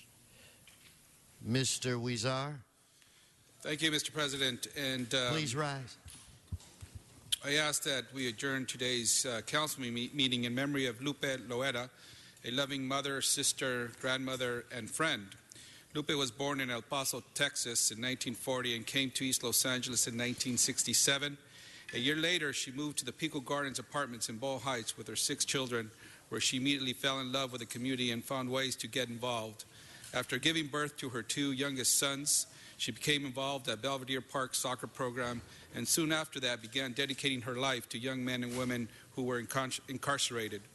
Lupe volunteered at East Lake Juvenile Hall for 27 years every Wednesday and Sunday, and even after her health began to decline, she found a way to make it there. Even on the day after she received her first chemotherapy session, she raised $2,000 for the annual Christmas party at East Lake that she proudly helped organize for over 20 years. Lupe looked over countless of youth, both in juvenile hall and in our community. She was a real activist and leader and helped start Homeboy Industries and Proyecto Pastoral. Lupe fought for what was right and was a true pillar in our Dolores Mission community. Her love of life, kind heart, and passion for service transmitted onto others, and her sons followed in her first footsteps. Her son Arturo helped found the Los Angeles Conservation Corps Clean and Green program. Her son Ruben helped start the Homeboy Industries Bakery and now works with their silkscreen shop. Her son Joe works at our Boyle Heights Technology Center, and her youngest son Raul also works at Homeboy Industries Learning Works campus in Boyle Heights. As you can see, Lupe did an outstanding job instilling in her children her passion and love for helping others. My deepest condolences to her 8 sons, Mike, Bobby, Ruben, Arturo, Gilbert, Paul, Joe, and Raul, her brother Raimundo and her sister Isabel, her 18 grandchildren, 6 great-grandchildren, and countless youth who saw her as a mother figure in addition to many friends and community members whose life she touched. She will be greatly missed. Rest in paradise, Lupe. And she was a great pillar of the Boyle Heights community. Many of you may know, or some of you may know, of Pico Gardens, who in the 1970s and 80s was struck with some horrific gang violence. And speaking about gun control, this is an area that benefits from some of the gun control laws we have passed, Mr. Krikorian, so thank you for your work today. She really helped turn that community around with many other mothers who have lost too many of our young ones to gang violence. And so her work will go on with many people in the community who have really turned that community around. God bless Lupe, her family, and all they have done for our communities. Thank you so much, Mr. President. May Lupe rest in peace. Thank you. And before we move on, we should officially adjourn the special and return to the regular. Okay, any other adjourning motions? I don't see any on my right, so Mr. Bonnet. Thank you, Mr. President. Colleagues, I'd like us to adjourn today in memory of a gentleman named Brett. I don't know his last name, and I don't know how old he was, but I know where he lived, and I know where he died. For about 3 years, he lived outside my office in Westchester, and he died on essentially the front step of my office while we were in recess. He had been homeless for a very long time. He had been suffering from apparently alcohol and drug addiction. He had been the subject of extensive outreach from several agencies, PATH, LAPD's Clergy Council, SHARE, and my staff repeatedly for a number of years, and he never accepted help. He was offered a place to stay, he was offered a place to get sober, and he never said yes. He's the second homeless person to die at my Westchester office in the past few months. I'd ask that we adjourn in his memory today and wish that he rest in the peace that eluded him while he was living. Thank you. Okay, any more adjourning motions? I don't see any. I want to apologize to Mr. Rue. My staff did get a message that you wanted to make an announcement. It just went in one ear and out the other, so the floor is yours. Thank you, Mr. President, and thank you so much for accommodating. Today is World Hepatitis Day, and I was not able to submit this resolution until today. But in recognition of World Hepatitis Day and in furtherance of educating the public, I would like to read the following resolution. Whereas hepatitis is an inflammation of the liver that can progress into fibrosis, cirrhosis, liver cancer, and death. Whereas there are 5 main hepatitis viruses referred to as type A, B, C, D, and E. These 5 types are the greatest concern because the burden of illness and death they cause and the potential for outbreak and epidemic spread. Whereas worldwide, hepatitis B is the most common viral hepatitis, affecting as much as 10% of the adult population in affected areas and causing over 780,000 deaths per year. Whereas in the United States, hepatitis C affects over 3 million people, with 60-70% of the infected adults unaware of their infection. A person can go decades without symptoms and can transmit the virus to others. Whereas according to the Center of Disease and Control Risk, the most common risk groups for hepatitis includes veterans, baby boomers, needle-sharing members, and those with tattoos. Whereas vaccinations are available for hepatitis A and B, and with detection and treatment, individuals with hepatitis C can lead productive and happy lives. Now, therefore, be it resolved that the Council of the City of Los Angeles hereby declares today, July 28, 2015, as World Hepatitis Day in the City of Los Angeles in order to encourage the public to learn more about hepatitis and to encourage testing and screening for all types of hepatitis, in particular hepatitis C. Thank you. Thank you, Mr. Rue. There's no further business before this body. We are adjourned.